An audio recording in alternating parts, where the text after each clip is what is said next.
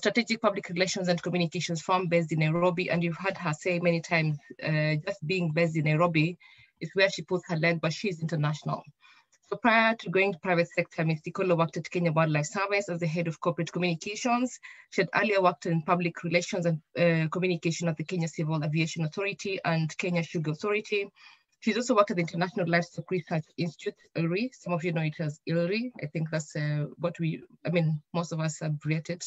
And then Care International in Kenya, and besides serving other administrative and management roles in education, communication, scientific research, and multicultural settings. Ms. Tikolo has her educational background. She has Master's of Science degree in Public Relations from the University of Stirling in Scotland, and a first degree in education, botany, zoology, and mathematics from Kenyatta University.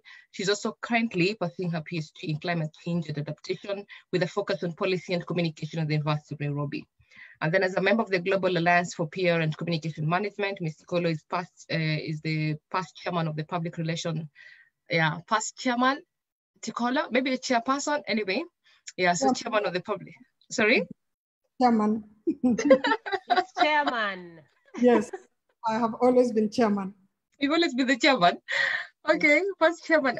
We had a conversation with my former boss, Kaguria Bogori, and say the reason it was called chairman from before is because everyone assumed that it's going to be a man who will be sitting on that chair, as it became chairman, but for a long time it's being changed to chairperson. So anyone who sits there, regardless of the gender, can actually now become the chairperson. So anyway, because you like it as chairman, we will just call you the chairman of the past chairman of the Public Relations Society of Kenya, PRSK, and of course, a member of the Media and Arts Entertainment Board at Machakos County, Machawood.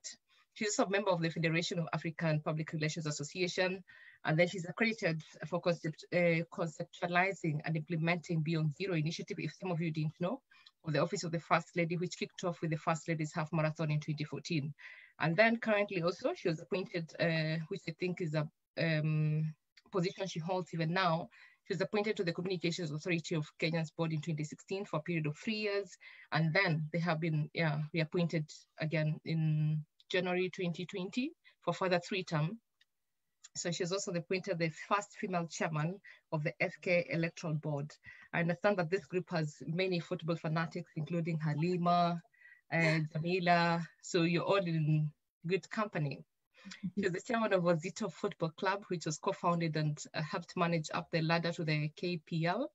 Wazito FC has since been sponsored and is thriving. So you can all be happy that Kentis is the chairman of Wazito Football Club. So Kentis, we welcome you on board. We're looking forward to listening to this. And before maybe I give it a chance to you, please allow me to appreciate you ladies for the contribution that you've been doing and supporting Mark Otani and his family. Thank you so much for your generous contribution. We hope that we will get to at least the 250 that we were looking for. So thank you so much. And over to you, Kentis.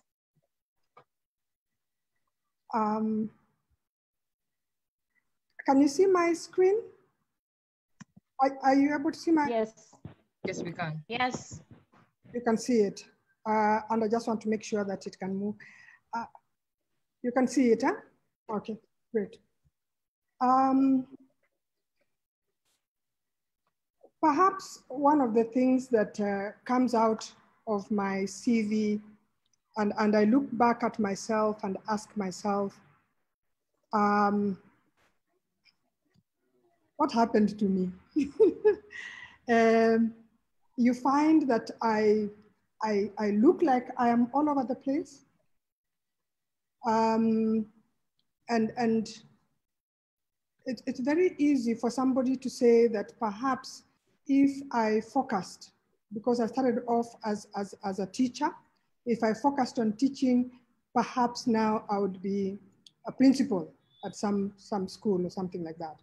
Or if I had continued with the research, because I did bench research, I would be, I don't know what it is.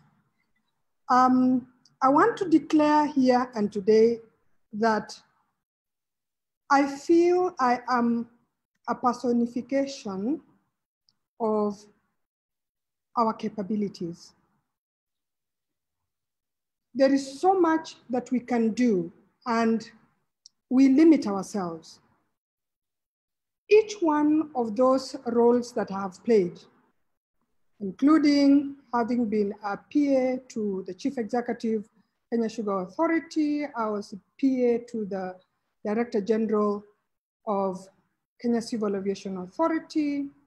I was Special Assistant to the Director General of ILRI. Those particular positions I'm mentioning because they humbled me. They taught me to serve.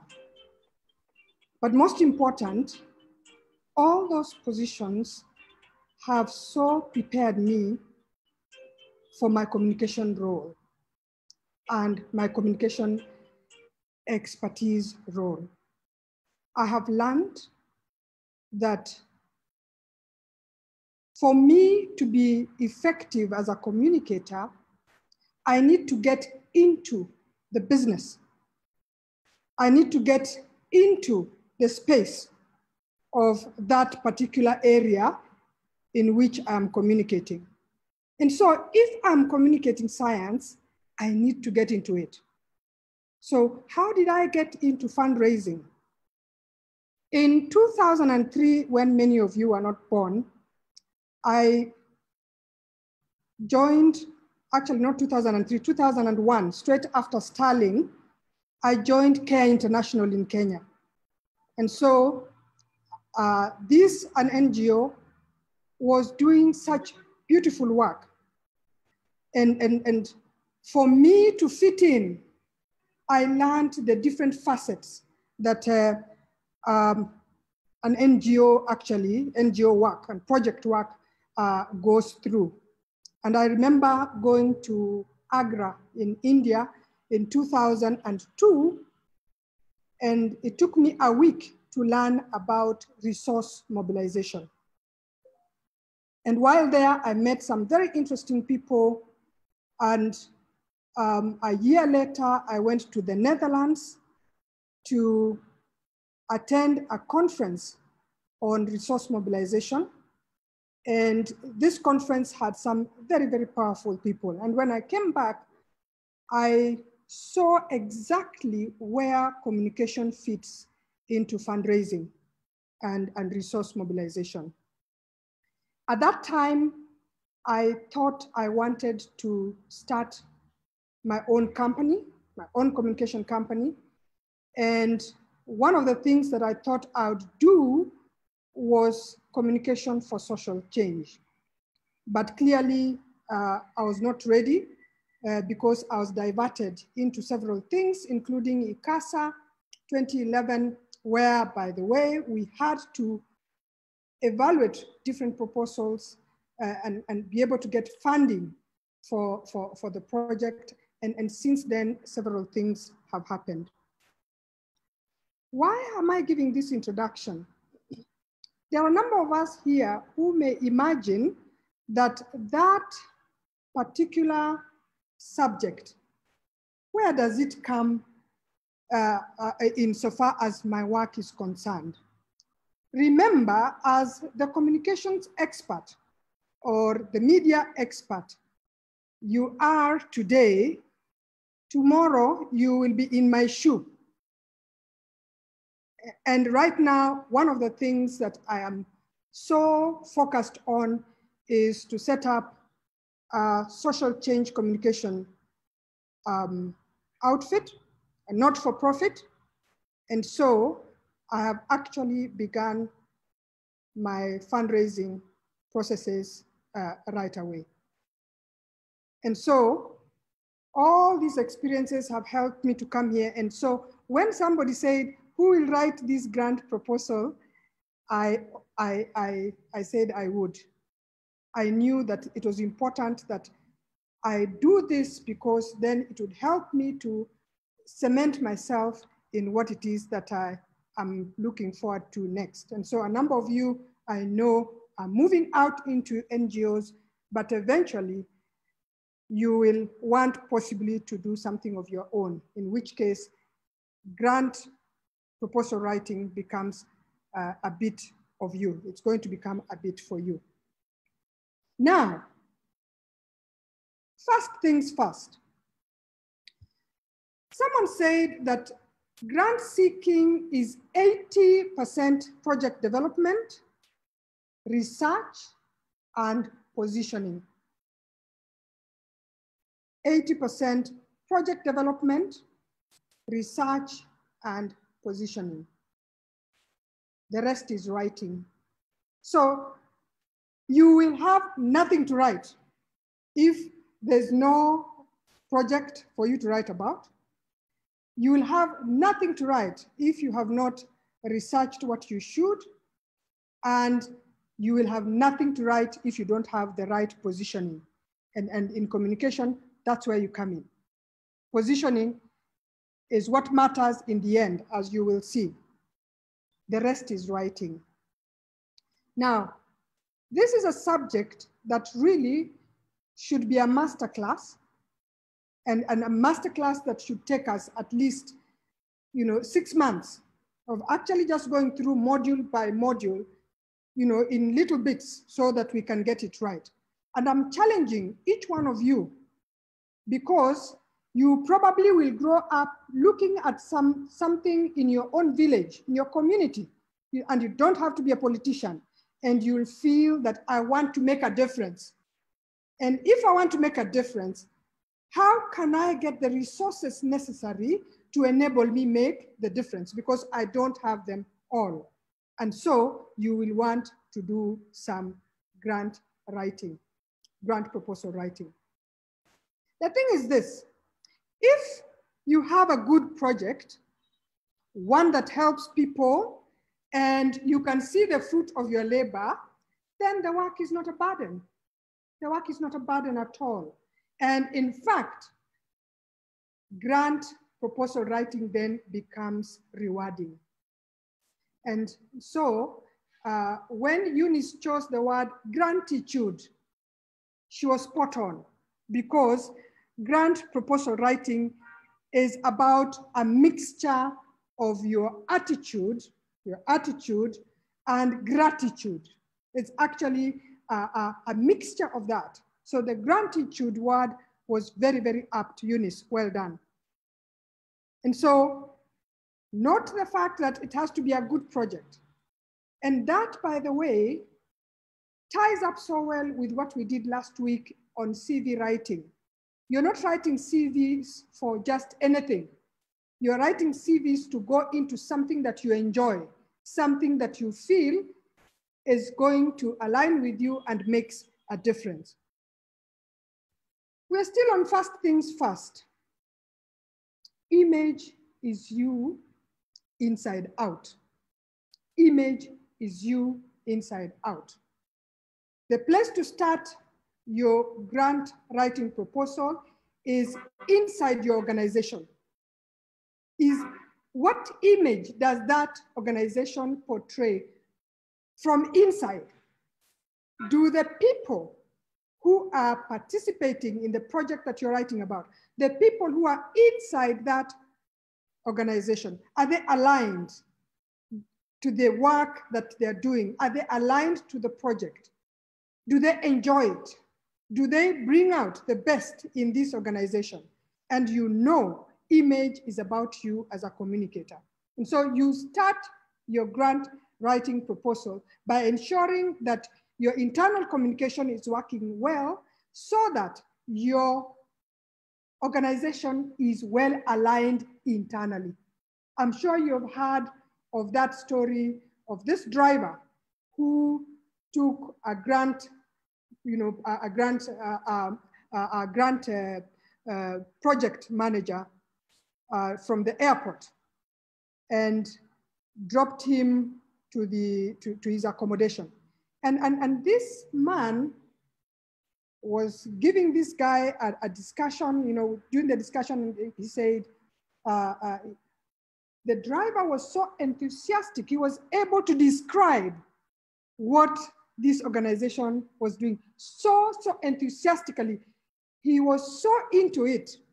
By the time this officer was, or this manager was getting to the project, he was already sold.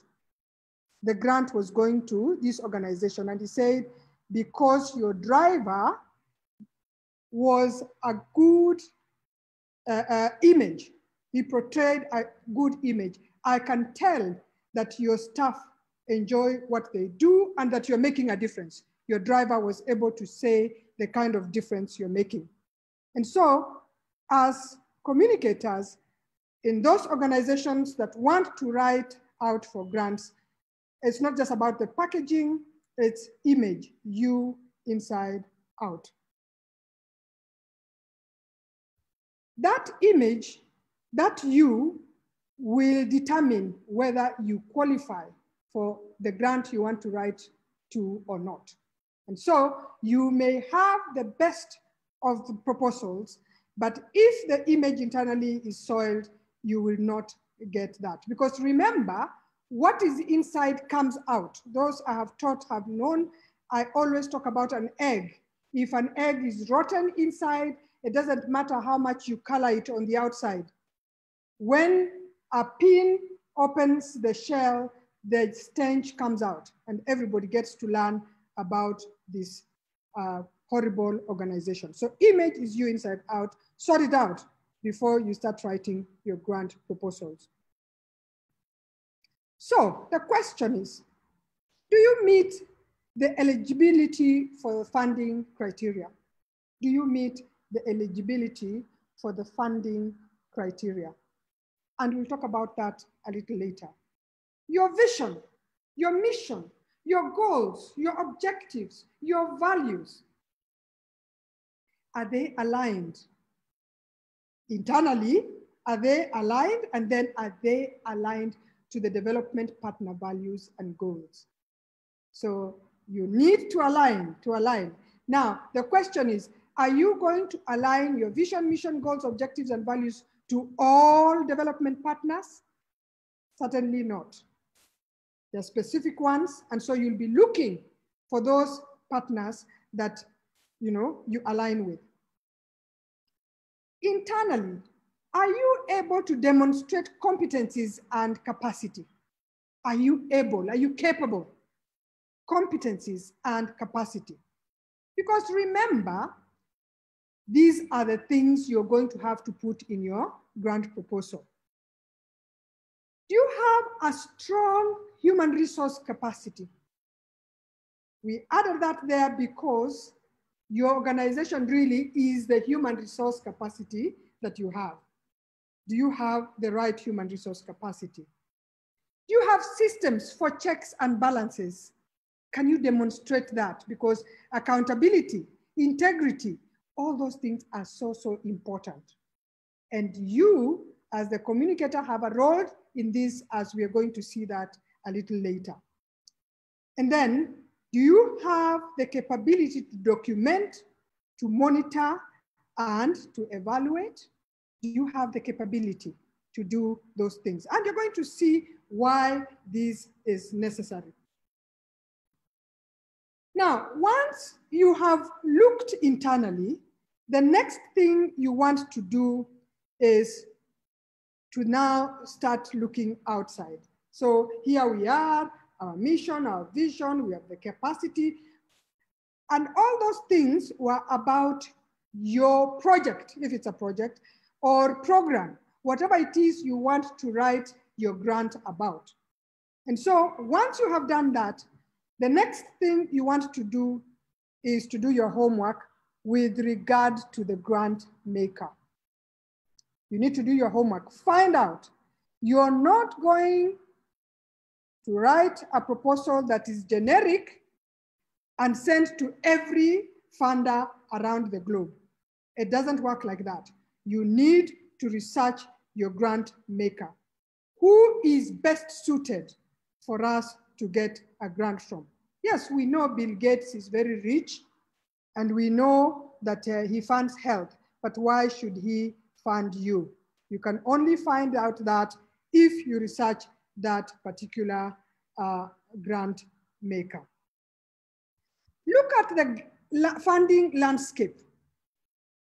And this landscape changes over time. So you need to have this landscape, this research. You don't research what I had when I went to Agra in 2002 is not what the landscape is like now. And what you wrote to in January is not the same now at all. Some funds have dropped off, others have come on board. You must That's a live research that you keep on doing. And as you do that, you need to understand the different funding types and processes. And so with that, you create your database.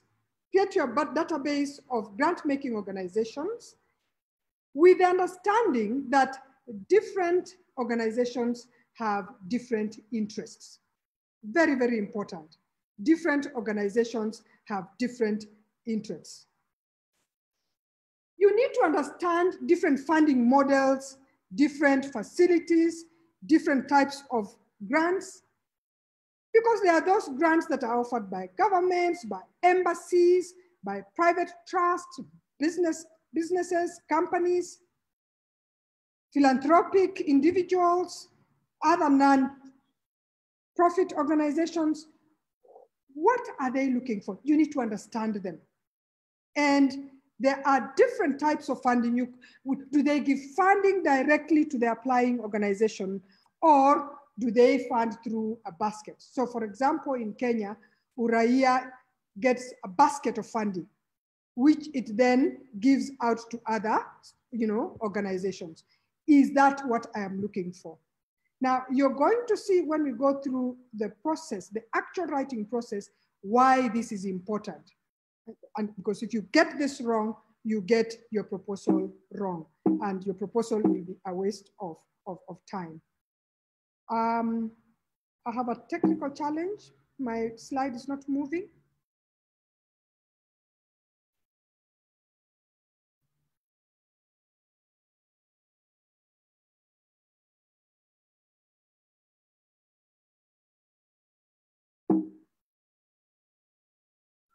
Okay.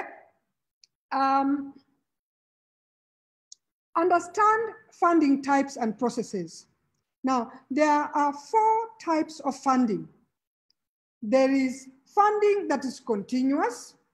By the way, continuous funding requires that you build a relationship with that funder so that you move from red to green, where they give you funding and then you continue. So you want to know, is this a grant provider that gives continuous funding?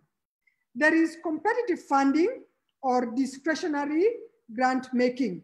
Now, when it comes to competitive funding, that you'll find that they throw it out there on their website or wherever it is, so that you write a proposal, many of you, and they then pick out of your proposal who they're going to fund. Now, look at formula funding. There's formula funding, which is completely different from competitive funding, where the grant providing organization actually has a formula for deciding whom to give funding to. You need to know what formula that is. And then there is pass-through funding. And pass-through funding, usually that's where they just decide who it is that they want to fund. Now, besides that, we also have solicited funding and unsolicited funding. Solicited funding is where you actually ask for it. And unsolicited is where an organization approaches you to ask, can we give you funding? And by the way, very, very important, those of us who are doing communication for NGOs, go for this unsolicited funding. What happens is the way you communicate attracts this unsolicited funding. And you can proudly add to your return on investment or your ROI. At the end of the year, you say, because of communication, we were able to get unsolicited funding. So I want now to touch on the proposal development. I want to take us through the various steps. Now, before I do that, I'd like to give us a disclaimer. Proposal writing, grant proposal writing is not a one-size-fits-all. Whatever you do, you must know what your grant, the grant you are applying to wants. They always have their measure. They always have the steps they want. They always have the process. They always have the various steps that you must follow. In this presentation today, and I will just touch on them, I'm going to spell out all the various things that you can find in a proposal or what you are likely to find. And I'll just give a small description of it. Like I said, this is actually a masterclass that should take us a longer time than this. Now, the first thing you look at is your cover letter. And your cover letter is what actually sells your proposal. Your cover letter, again, I'm saying, make sure you know what the grant you're applying to wants, but basically your cover letter is one that ensures that your grantor comes into your space. It helps your grantor to come into your space. What it does is that it must include every item that has been requested by the funder in the order in which it has been asked for. And you're actually giving a summary. You're giving a summary. Am I clear there? Your cover letter is a summary, and by the way, at the end of this, I'm going to give you the notes on exactly how that what goes into that particular area. So you have a cover letter, and the cover letter is actually what sells your project into the grant evaluation process. Now, before I even go there, just step back a little bit, step back. Please remember, you are most likely competing with so many other organizations. You're competing with so many other organizations for this funding. That means that the person who's going to look at your proposal needs to be wowed into continuing to the next page. And being wowed into it is not just about your presentation. It's about the content. It's about the content. It's about how you have written that proposal.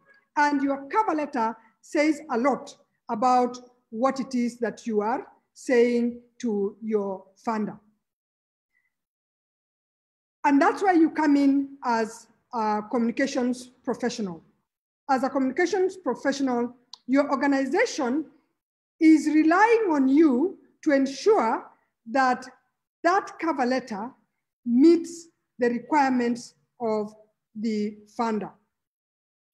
And once, and we'll get back to it again, but once you're done with the cover letter, the next thing that comes is your table of contents.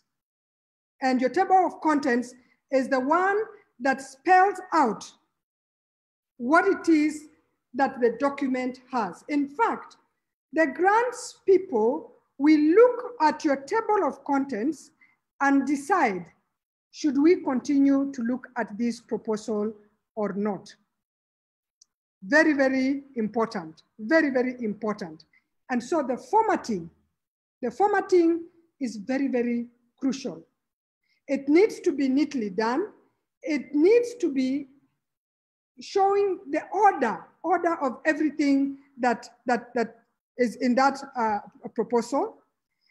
And you must include every major heading in your document. And so you are looking at a header and not the description of the body of the content, the header. And make sure that you include all key parts of the proposal and all supplementary information. And you're going to see I have all the steps down. I will not be able to describe them in detail, but you'll have all of them there. So always make sure that you include what the funder has requested in their guideline or in the request for proposal in your table of contents. Now, it may not look very important, but it is critical to whether or not you actually get funded. And so prepare it with significant forethought. Now, I want to say this. Usually, we tend to give the final document to the design team at the last minute. The deadline is at 5, and we are giving a 40-page document to the designer at 12 noon. And we are hurrying the designer up.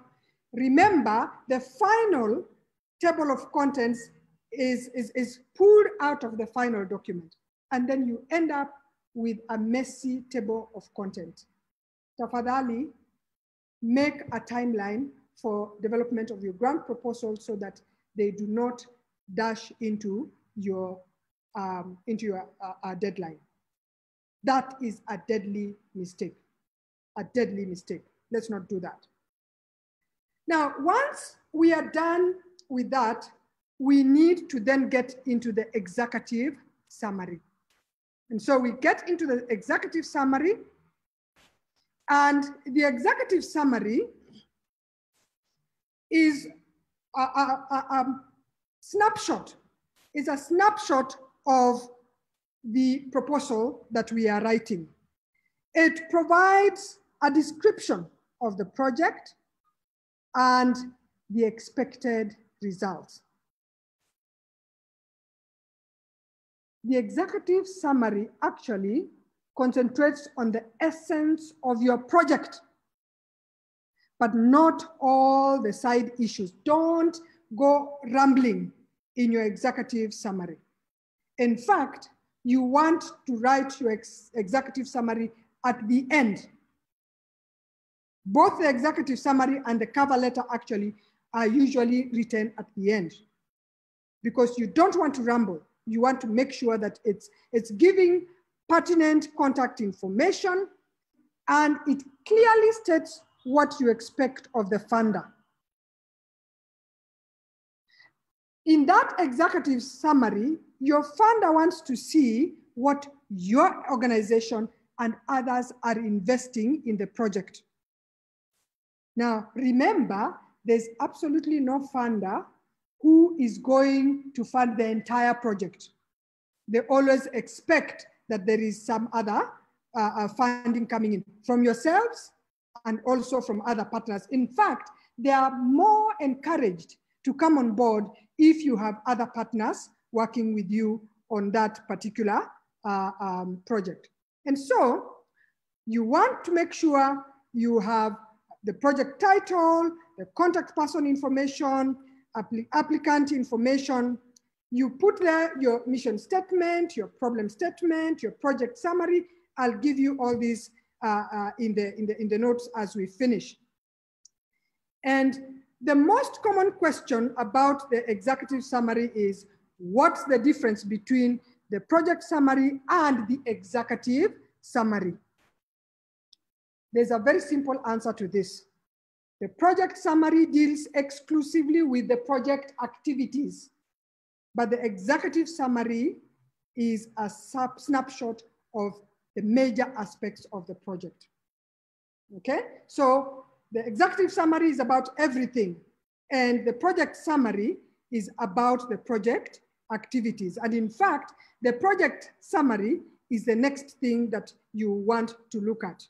After the executive summary, you look at the project summary. And like I said, that project summary talks about the various activities that the project is going to undertake. Now, in the project summary, what you're doing is that you're giving a synopsis of the project. Now, if you are dealing with a scientific organization, then we are talking about the abstract. The project summary is actually the abstract. And another name for this is the project overview. Now, what grant makers use the synopsis for is that if they didn't ask for a project cover letter, that is what they will use to see exactly what you're doing. So you want it to be brief. You want it to contain all the major project components, even if you want a list, but most important, you want to ensure that it has everything the funder requires in the project. Everything. Everything. Now, include the one most creative aspect of your project. This is where you put your hook. This is where you put your hook. And at this point, I want us to remember also the fact that your grant proposal is actually a sales pitch. It's a sales pitch. So we are not writing an academic paper, we are writing a sales pitch. And so in the project summary, that's where you put your hook. That's where you put your hook. The creative sentence that comes out that wows your funder, so that the funder sees why they should fund you. Now, after the project summary, the next thing that you do is your statement of the problem. You write out your statement of the problem. Now, the statement of the problem is, and we said, please write your questions. I will get to them. The time is so short, I'll try and finish and then we'll come to the questions. Now, the problem statement is also called, some people call it, the problem statement, or no, it doesn't have another, it's the statement of the problem. It's either problem statement or the statement of the problem. You can write it either way, depending on your funder. Now, a problem is something you have hopes of changing. A problem is something you have hopes of changing. So you focus on what it is that your project is trying to resolve. That is the problem statement. So in other words, that problem is the reason for the project. You want your problem statement very well thought out, and it must be backed by statistics. There must be evidence as to why it's a problem. And you need to be logical, you need to be very specific. And as far as is possible, provide comparative data. You want your problem statement to be short, to be pithy, and you don't want to be rambling. And so you write it, it's about, don't go over a page unless you are allowed to by the specific funder. You describe the problem and describe it in a very precise, a brief, precise manner. In other words, the problem statement is a logical narrative description of your problem. Please note the logical narrative description, and you're the communicators. So you are the ones who know this. Those of you who are supporting, my agency has supported a number of NGOs, and we are called upon to edit their proposals, their grant proposals. When you do that, these are the things you'll be looking for. Then you're useful to your client. So you want to look at statistical backups, you want to look at results of local needs assessments, you want to look at things like historical data. How did we come to this problem? How did we make a choice that this is a problem that needs to be resolved? What is the impact? What is the impact of that problem? Now, the important thing is here, focus on the problem. If, for example, you're writing a proposal, say, on teenage pregnancy during the COVID-19 isolation, you saw the debates we had. We were asking, really, is it a problem of the C19 period, or is it a problem of before? And we said, look for the evidence.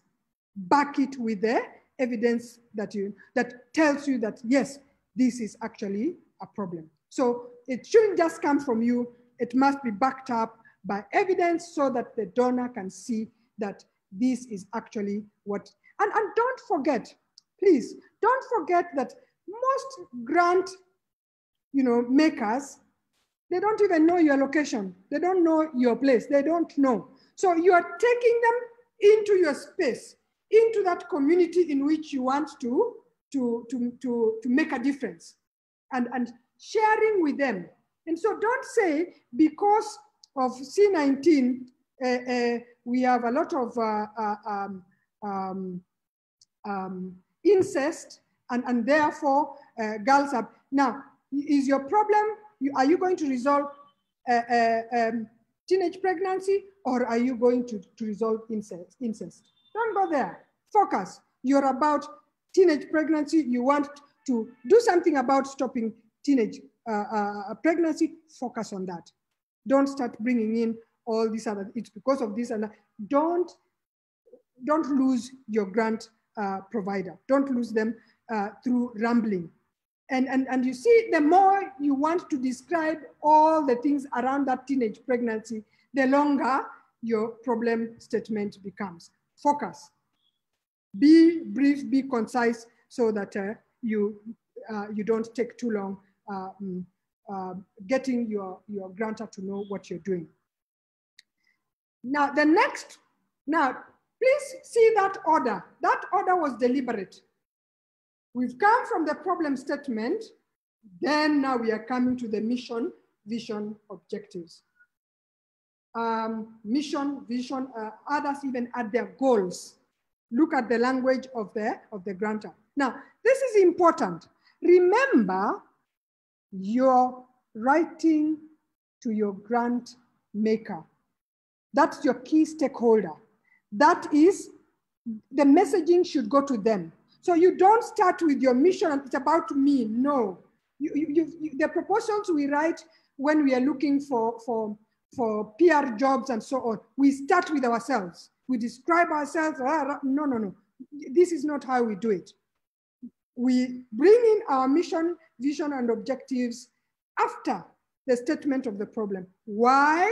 Because we have said the problem. Now we are saying why we are the right people to actually resolve that problem. Your mission is why you are created. By the way, I used to confuse what is mission, what is vision. Now the mission, vision, how I remember it is this. You cannot dream vision, you cannot have a vision, you cannot dream until you are born. So the mission is why you are born, why this organization was created. That's your mission. And then your vision is the dream. And if you notice, usually visions tend to change kidogo, depending on the head of the organization. So visions can change, but missions generally remain the same. And so we'll talk about the mission, the vision, the objectives, the goals, all that. And I have notes about what goes into that write-up. I'll send them to you. But most important, all these must be detailed and measurable. If you're talking about goals, those are steps to accomplish your mission.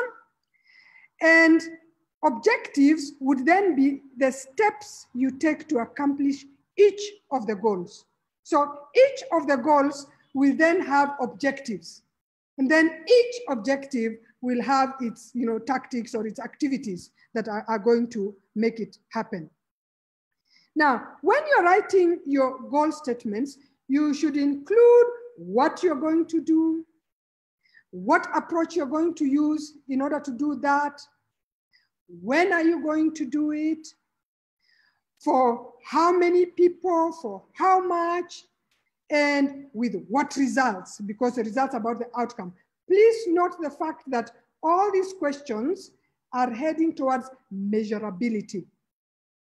You must be able to measure what it is that you are writing out in your mission, your vision, your goals and objectives. So that particular chapter is critical in getting the grantor or the grant maker to align, or you to align yourself with the grant maker. The grant maker needs to see, wow, this organization does deliver on my interests. Remember, your stakeholder is the grant maker. You are writing the proposal because you want them to fund their interest. You're going to help them to achieve their interest. It's not about your project. Your project is going to help them to achieve their objectives. That is critical. So don't talk about your project. You're talking about how your project actually helps your funder to achieve their objective. Let's have that in mind. And I keep on saying, communications people, we have this opportunity, we don't go for it because we are the ones who know about stakeholder mapping and messaging and prioritization and so on. This is where your skills come in. So even if the project manager is writing, it is your job to make sure you align. And again, matrices. I am a scientist by profession initially, so I use matrices. So use a matrix, mission. Are we aligned? If you are not aligned, don't bother, because you can see this is a lot of work. It's a lot of work. Don't write proposal and just send them around. It's a lot of work. You're going to be so discouraged. You're going to end up not doing what it is that you need to do. Now, once you've done the mission, vision, and so on, you then come to the project description. Remember, the other one was a summary. This one is a project description. So you describe the project, and in describing the project, you want to make sure that your grant maker understands and moves with you logically. It's a narrative of the project that explains what it is that the project is actually doing and achieving. And so what you want is to make sure that the funder has as complete a description as possible to choose from, because they'll be having a number of proposals. Yours must stand out. Now, you don't want to just talk about good ideas. It's not about the ideas. They fund well thought out, workable projects. How are these? In fact, lately they are talking about innovation. Show us that it is different, but it must be workable. And it is critical that the description clearly shows what you intend to do in the project, what resources your organization will contribute, and what role the funder is being asked to play. I hope you're noticing that a number of these things are being repeated. I hope you're noticing that, and we'll talk about that a little later. So you are describing your project clearly, and you're showing the resources your organization will contribute. And note, we have talked about resources, not the funds. We are talking about resources, it's everything. And the role that you want the funder to play. That must come out very, very clear. It must be concise. Now, this is where communicators sort of clash with project people. You'll find that project people want to write jargon, especially scientists. No, you don't understand. This thing, if you change it, excuse me, jargon belongs to you. Think about the person who is reading this proposal. You do not know if whoever is going to read that proposal understands your jargon, so you don't want to lose them. And it is imperative that your description is clear to the readers. One way I use to make sure that that's happening is I give it to somebody else to read who knows nothing. I remember when I was in KWS, Kipngetich, my first annual report to do for KWS, Kipngetich Julius asked me to ensure that his 12-year-old daughter can read, follow, and enjoy the annual report. And actually, that annual report won an award, PRSK award for that. We pitched it to a 12-year-old, and it was a beautiful document. That jargon, we need to let project managers understand that that jargon throws our proposals onto the heap. Make sure that that project is described in a manner that people can understand, all sorts of people can understand. How do you ensure that your project description is right? Use your goals and objectives, because those, you have written them so well, neatly, nicely, you've thought through them. Let them guide you in ensuring that your project description is on point. And so you use your goals and objectives and make sure that you cover all major project events in a logical order. Help the person who's reading to follow. Yes, from this we will do that, and from that you will do the other. Now, all the hot buttons, when you're doing that, all the hot buttons for the funder must be touched. What are the hot buttons? What the funder is looking for. What they have written in their request for proposal they want. What I normally do is highlight it in another color.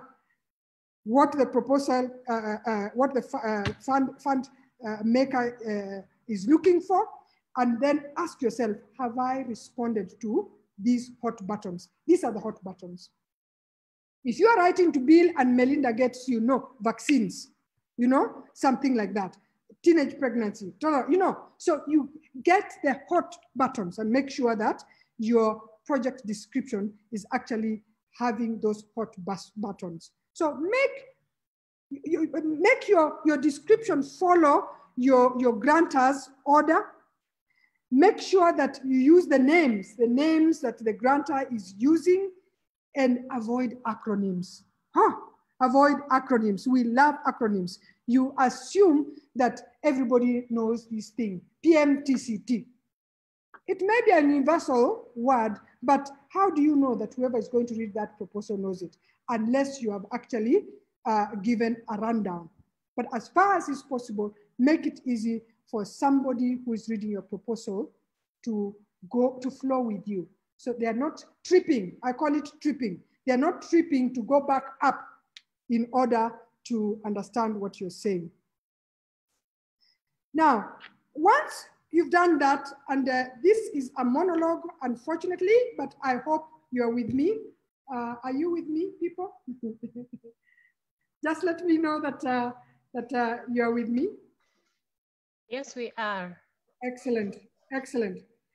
It's of necessity because it's such a huge thing, and I want you to get the overall before time is over. So we have the project description next. Did I talk about project? No, we've done the project description. From the project description, you go to the logical framework and theory of change. You go to the logical framework and theory of change. Now, you're not going to be asked for the two together. There are organizations that will ask, it's actually the project management plan. So the project management plan, some people, some funders will call it the logical framework. By the way, it's just that, a logical framework. Something that says we are coming from this, to that, to the other, and these are the outcomes. It's logical, it's a logical framework. Now, I want to challenge you. I want to challenge you as communicators. I keep on saying we have to move from banner hanging to real stuff that will earn us the credibility will earn us those monies that we are looking for. Don't remain on the surface. Learn about these things. Take time. Understand what a logical framework is and apply it to your communication strategy.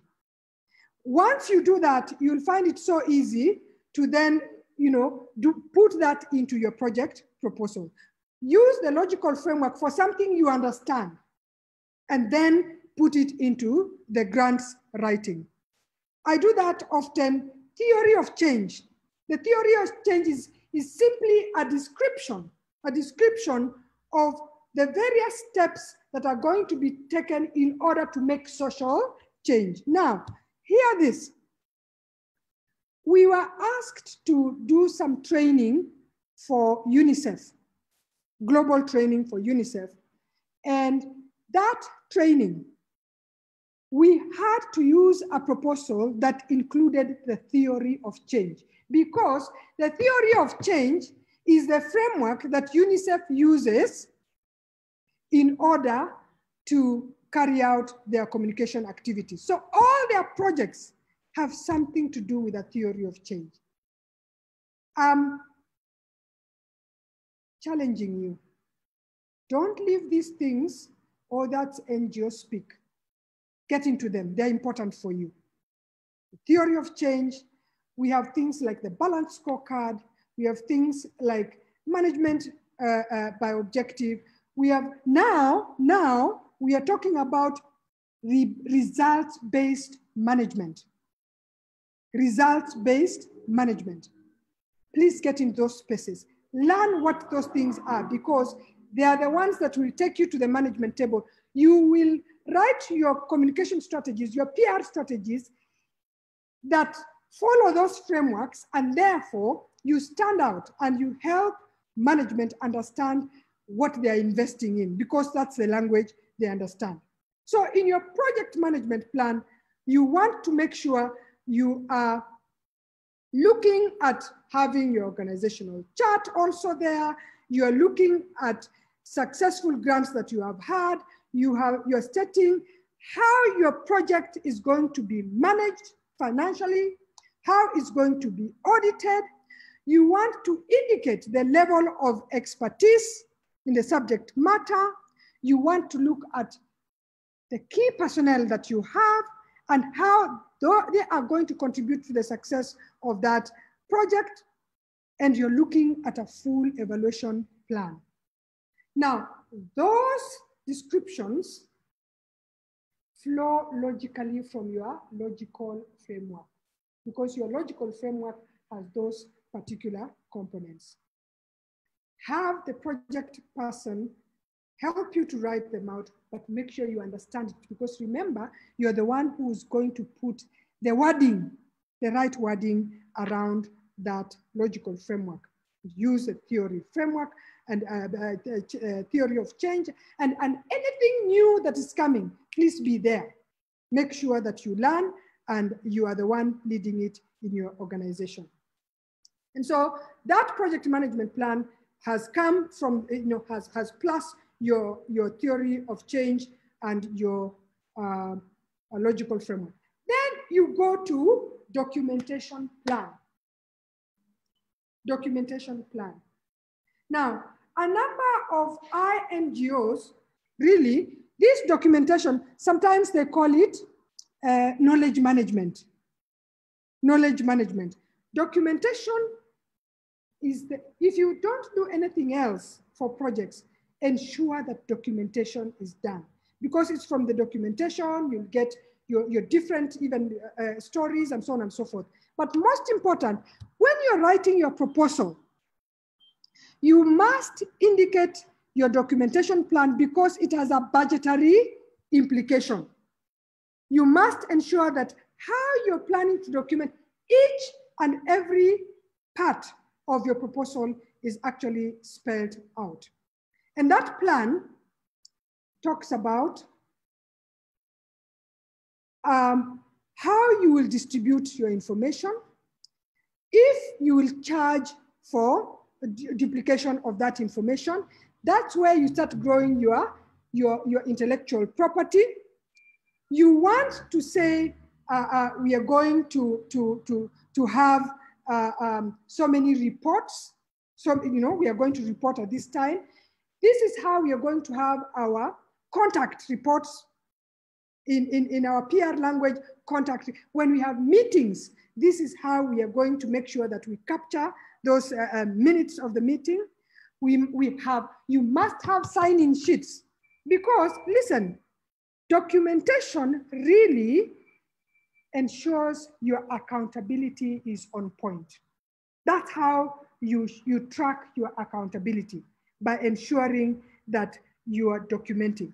Are you having strategy sessions? You must document them. Are you having any advisory committees coming in? You must document them. You must have charts, graphs from planning sessions.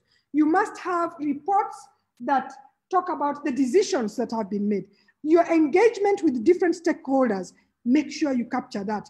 And did I say that we are capturing it when it's happening? No, this is your grant proposal writing process. You have to think. Now, if your logical framework or your theory of change are not precise, you will miss out on those points where you need to do documentation. And documentation costs in terms of time, because remember, you're going to do a budget, in terms of materials that you need in order to do that. And so in your documentation or your documentation plan, you'll be looking at staff activities. You will be looking at volunteers, if they are there, volunteer activities. Your partners, that's why you'll be recording your partners' activities. Now, see how important this is. You must designate people who are going to do it and make sure that that information is being put together. You're looking at documenting activities within your target population. You are looking at documenting all the financial activities. Are you giving per diems? People are signing for them. You're documenting if you're testing and documenting treatment, evaluation, and so on. So make sure that documentation is taken care of as you go into your proposal writing. It's 11:27. I want to take another, may I? May I take another few minutes to finish off? It's 11:27, but we didn't start at 11:27, so allow me to finish. This is so important. And so documentation, the plan for documentation, very, very important. And then once you have done your documentation, next is your evaluation plan. How do you intend to evaluate? And I just leave it as don't evaluate the way we evaluate our, we distributed 10,000 brochures. Excuse me. You evaluate inputs, you evaluate outputs, you evaluate outcomes, you evaluate impacts. It is so important, and it is derived from your logical framework. It is derived from your theory of change. It is derived from your project plan. How do you evaluate? Accountability of what it is that you're doing, because your evaluation, by the way, again, is looking at, have we achieved the objectives that we set out? Have we achieved the goals? How do we show that we have achieved those things? How do we know that we have arrived? And my sister Ruth Musembi, you need to prepare to give us a lesson on that. Very, very important. Thank you, Kenti. You connect it to goals and objectives. You connect it to measurability. You connect it to how you communicate with the funder. You need to be communicating achievement of those objectives and goals. That is the music that the funder wants to hear. You communicate how you have been documenting, because that helps you in your evaluation. Very important. A number of funders want some external evaluation to be done. Put it in your proposal because it costs. So you have internal evaluation that you yourselves are doing, but you can also have an external evaluator. Put funds for that because an external evaluator is seen to be independent. And so in your checklist, and I'm going to give you a checklist for all these things, you want to ensure that do you have an internal evaluation team? Spell it out and how they're going to do it.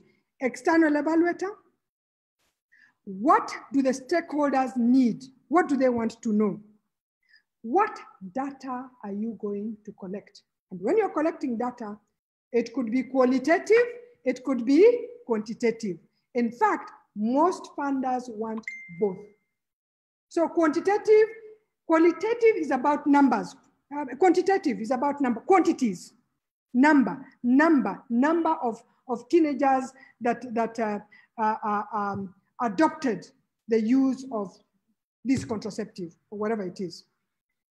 So that is quantitative. But qualitative is you have spoken to them and asked them, did you make use of them? And they said yes. So many said no. So many said yes and no. What was the effect of the contraceptive? You took them. What was the effect? That is now qualitative. So both quantitative and qualitative. How will you analyze that data? Put it in your grant proposal. Show how you're going to analyze it. Remember, you in your proposal, in your funding, you are looking at time. Remember, it's a funding. Time. You actually charge for time, man hours or whatever it is. How will you ensure that you have both formative and summative measures involved? Formative are measures during the project. Summative are measures at the end of the project. So the sum and the formation, formative and summative.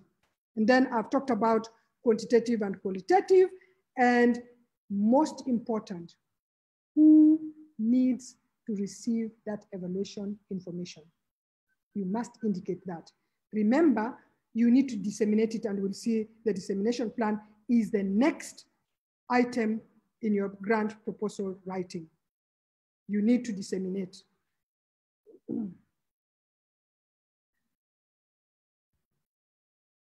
Dissemination plan. And so in your dissemination plan, as far as I'm concerned, that is your communication plan. Actually, develop a strategy, a communication strategy for that project or that program. How are you going to disseminate your information from this project? Why is this important? Number one, funders want the effect of this project to be scalable.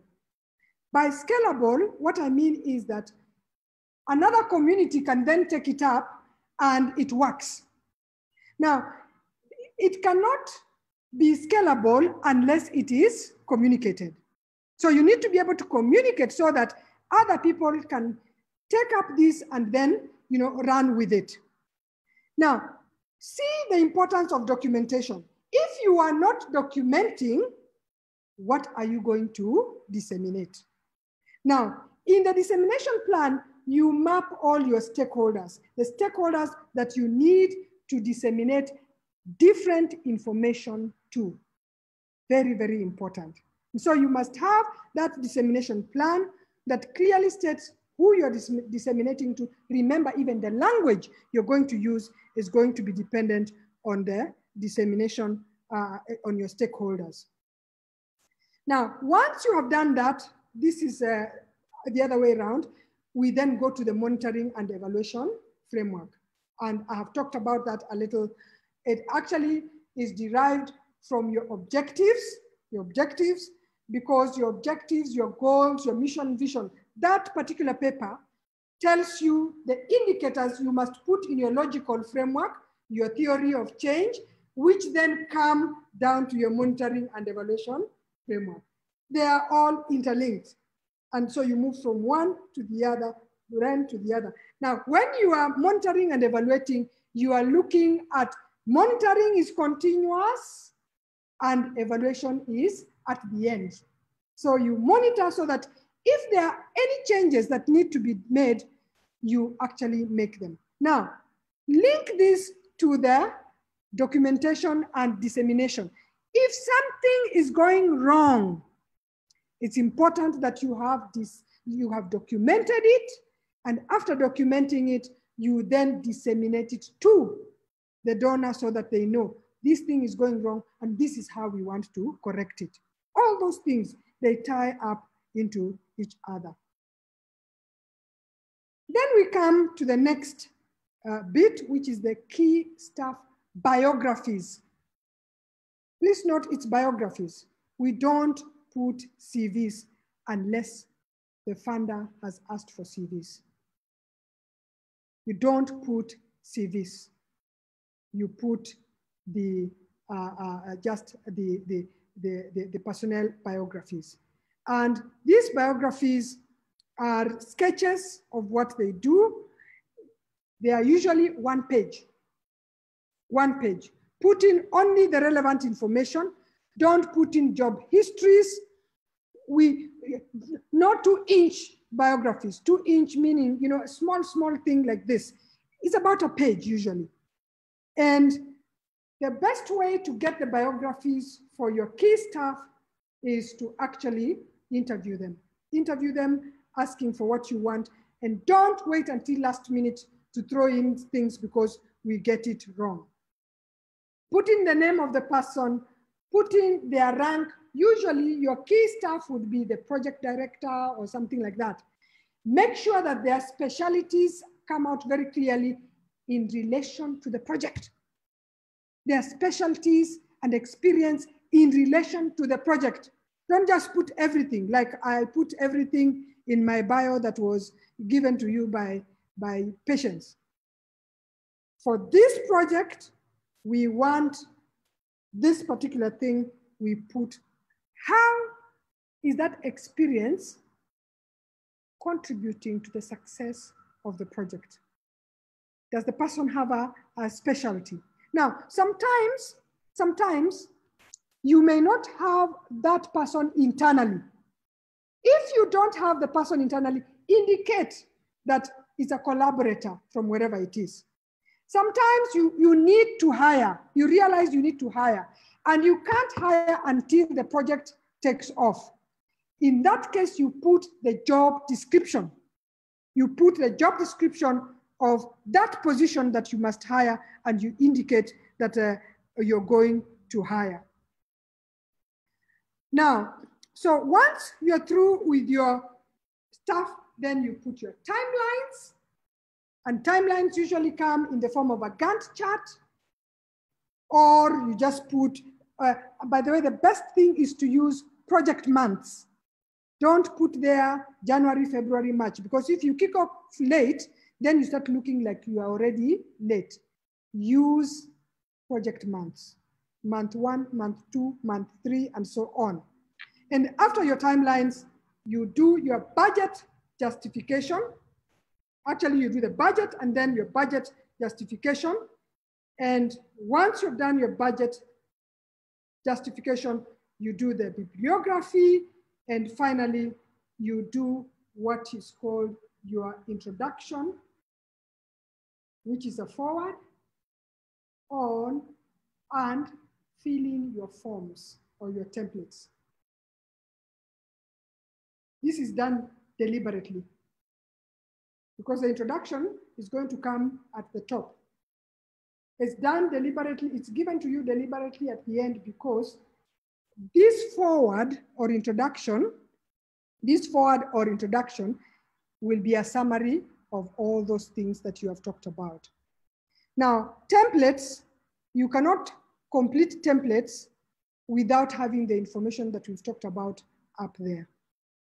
So you do your introduction or your forward and your templates at the end of it all. And so, what should your proposal have? That is what we have put there. The cover letter, table of contents, executive, in that order.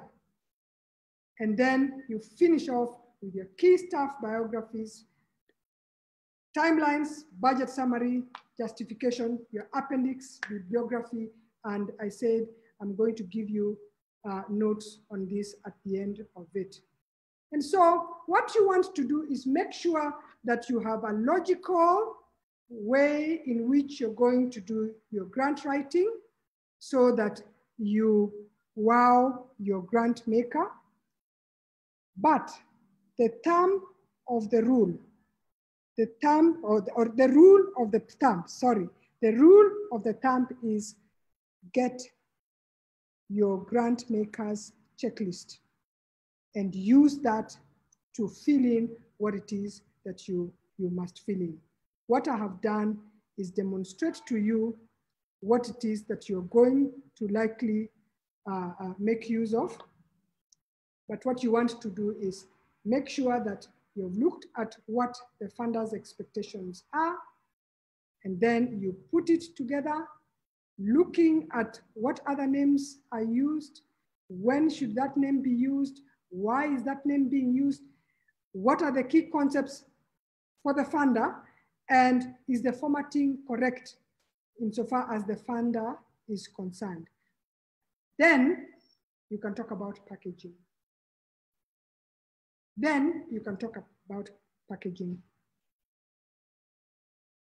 What I need us to understand is that grant writing, grant proposal writing is a journey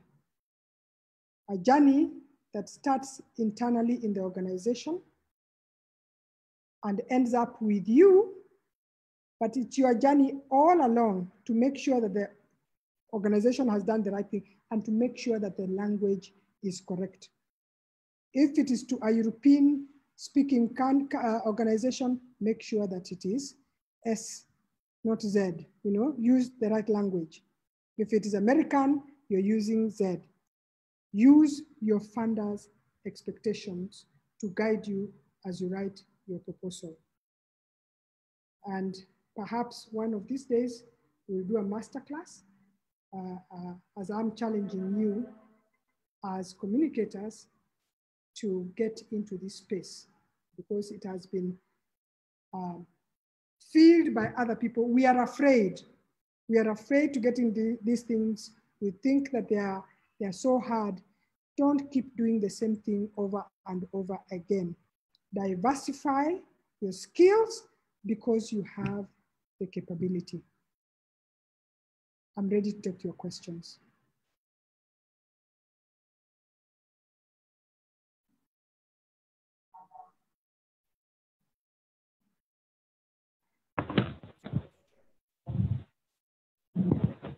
Thank you, Kentis, for your wonderful presentation. Esther will take us through the questions and you'll be able to answer. Esther, welcome.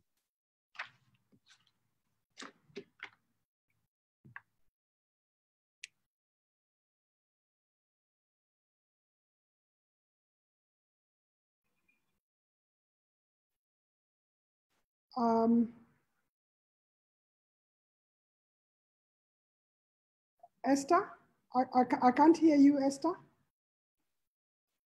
Can you hear me? Yes. Now I can.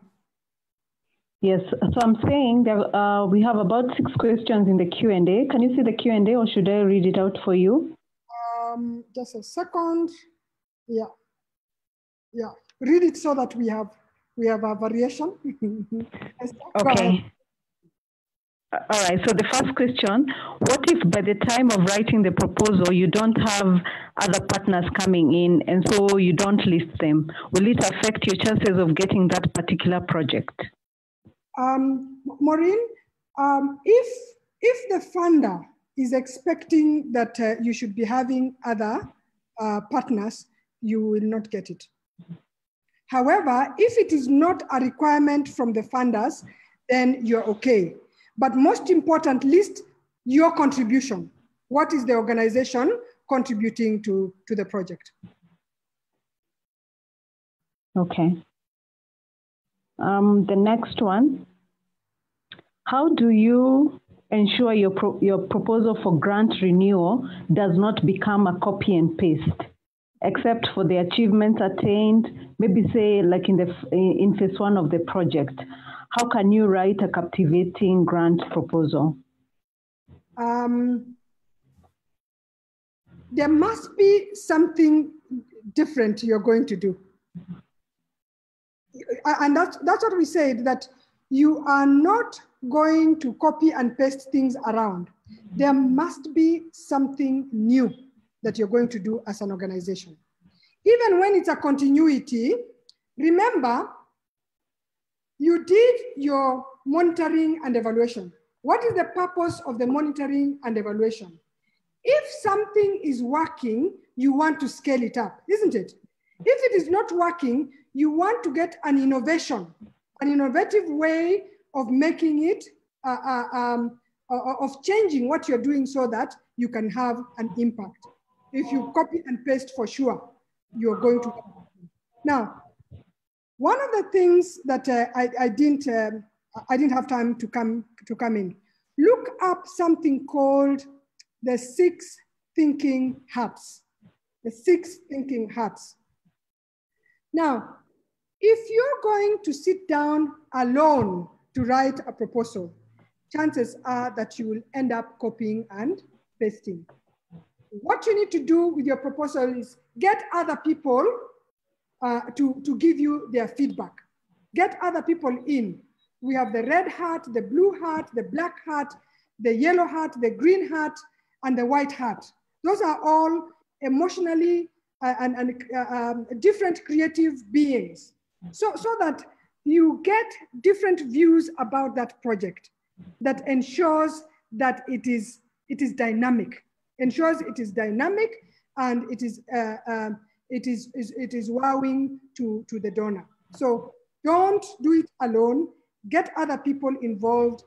Use the monitoring and evaluation indicators and what's coming out to help you move that proposal forward. In fact, a continuity program, you will be starting from there, your monitoring and evaluation, to say that now, because of this result, we are suggesting that we move in this direction. Okay? Okay. The next one, when it comes to solicited funding, how much leeway do you have in bringing your own creativity around the approach and writing of the proposal? Now, if it is solicited, by the way, at the end of the day, you must be creative. Creativity is not something that you keep in the pocket. It must always be there. But you're creative around what the funder is looking for. Are you getting? Maybe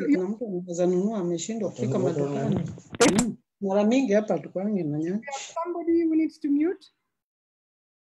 Okay. Now, I'll give you an example. There is a project called the Dreams Project. Dreams Project, which is a sexual education project for youngsters.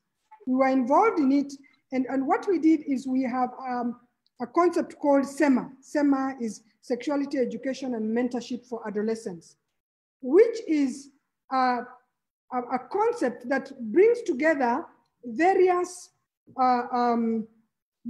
ways of getting. It's SEMA because we want the adolescents to talk to each other. We want the adolescents to talk to their parents, especially mothers, parents, but especially mothers. So we brought in different communication angles, which USID felt was actually an innovation, or something different. We used message cards, which were putting in pads sanitary towels, so that the girls would then pick and help them to discuss facts and figures, things that we know are done properly. Now, the trick is this. The trick is in the research that you did. You carried out research to start the project.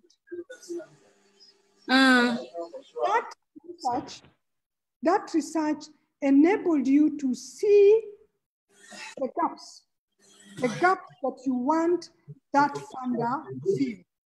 So you take those gaps and you sit together with creative minds and you come up with creative things around the funder's requirements. So Patience, what you're looking for is, what is the funder's interest? That is the core thing. What's the objective of the funder? Then you take that objective and get creative stuff around it. So you're not stopped from being creative. What you're doing is coming up with creative ways of achieving that particular objective. Now, remember, we are all created different. We all have our way of thinking and so on.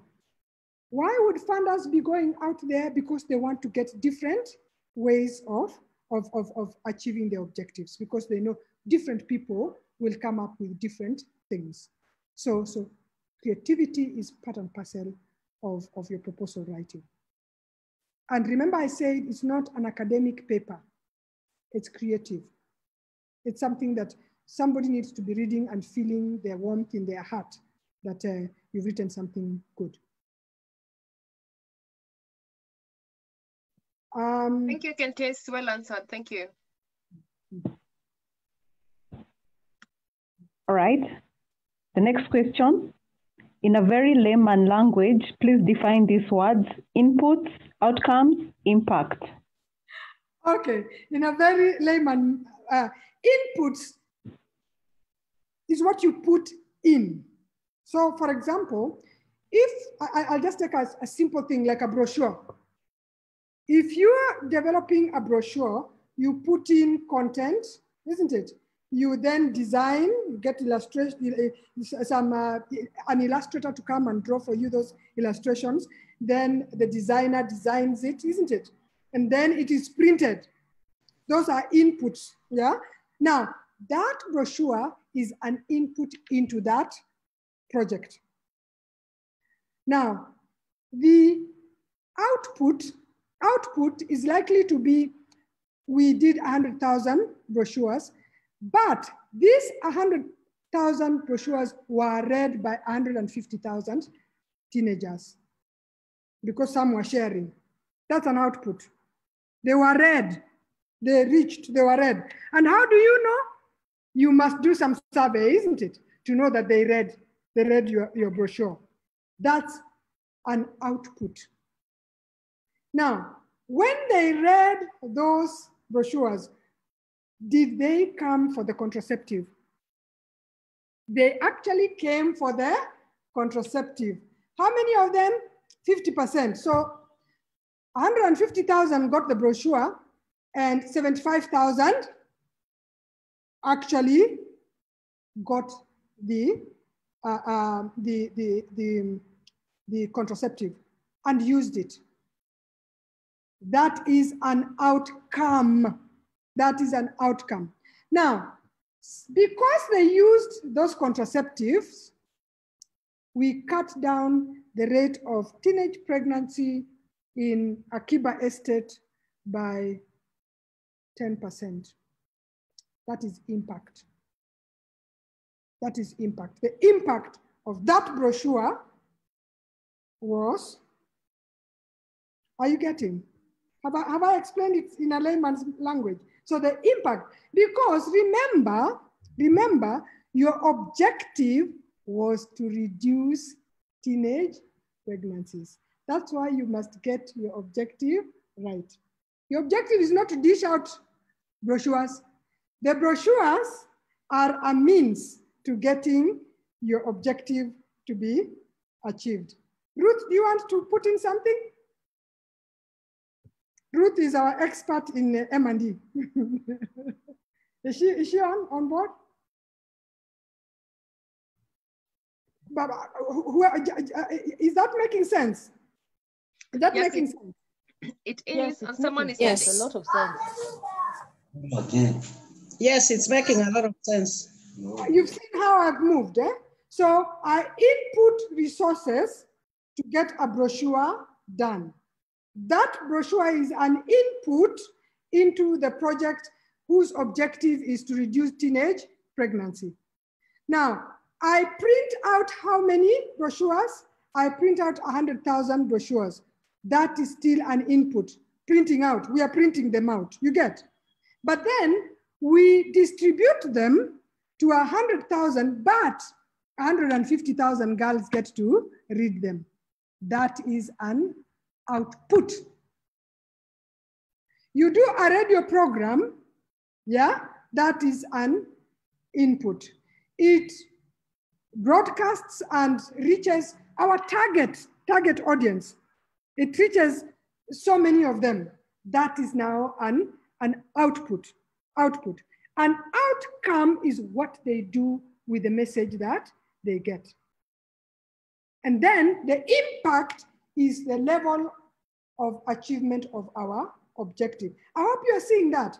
If you have your objective wrong, you'll get your measurement wrong. When you're doing your M&E, you say, this is the objective. What is the indicator? What is the indicator? The indicator at input level, the indicator at output level, the indicator at outcome level, and the indicator at impact level. When you get to outcome, you are headed towards impact. Impact usually is long-term. Impact is at the end of the project, you get? Because you're doing those things so that you see at the end of the project, what do we achieve?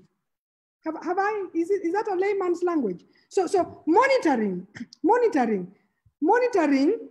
that brochure will be number one. I will do a survey. Because it was in Akiba Estate that I was taking those brochures, I'll do a survey in Akiba Estate. Then I find, oh my God, it just didn't do Akiba. It also went to South B because these students are friends with fellas in South B. Those are outcomes. It's a side outcome. My focus was Akiba, but I've also affected South B. That's an outcome. Then impact, the number of pregnancies. Then we will scale it up. We'll say this brochure method is working. So if we are continuing, we say, why don't we take those brochures now to Buruburu, to whatever. Are you getting? So that's how you're using the outcome and impact measurement to shape your next project. Kentis, just a second. Someone had, I know you've spoken about indicators in a brief. Maybe yes. Do you want to say something more? Because there's a question that has been asked from the Facebook chat. Yes. Can she speak about indicators so that we can see how they marry with all this? Okay. An indicator is simply that, an indication of what you have achieved. So you set an objective, you have an objective, and that objective, you have an objective, how will you know that you have achieved it? You will know it through certain indicators. So you indicate that if I manage to do 100,000 brochures out of the budget that I had spelled out, I have achieved that input. But perhaps by the time we are doing our project, prices go up, and instead of doing 100,000, I only manage 20,000. Are you getting? So the indicator there, my input has gone down. My input has gone down. Should have been 100,000, it is 20,000. Are you getting? So now, if I get 20,000 and the 20,000 brochures are read by 100,000, so be it. So while the input was lower, indicator is the brochure, the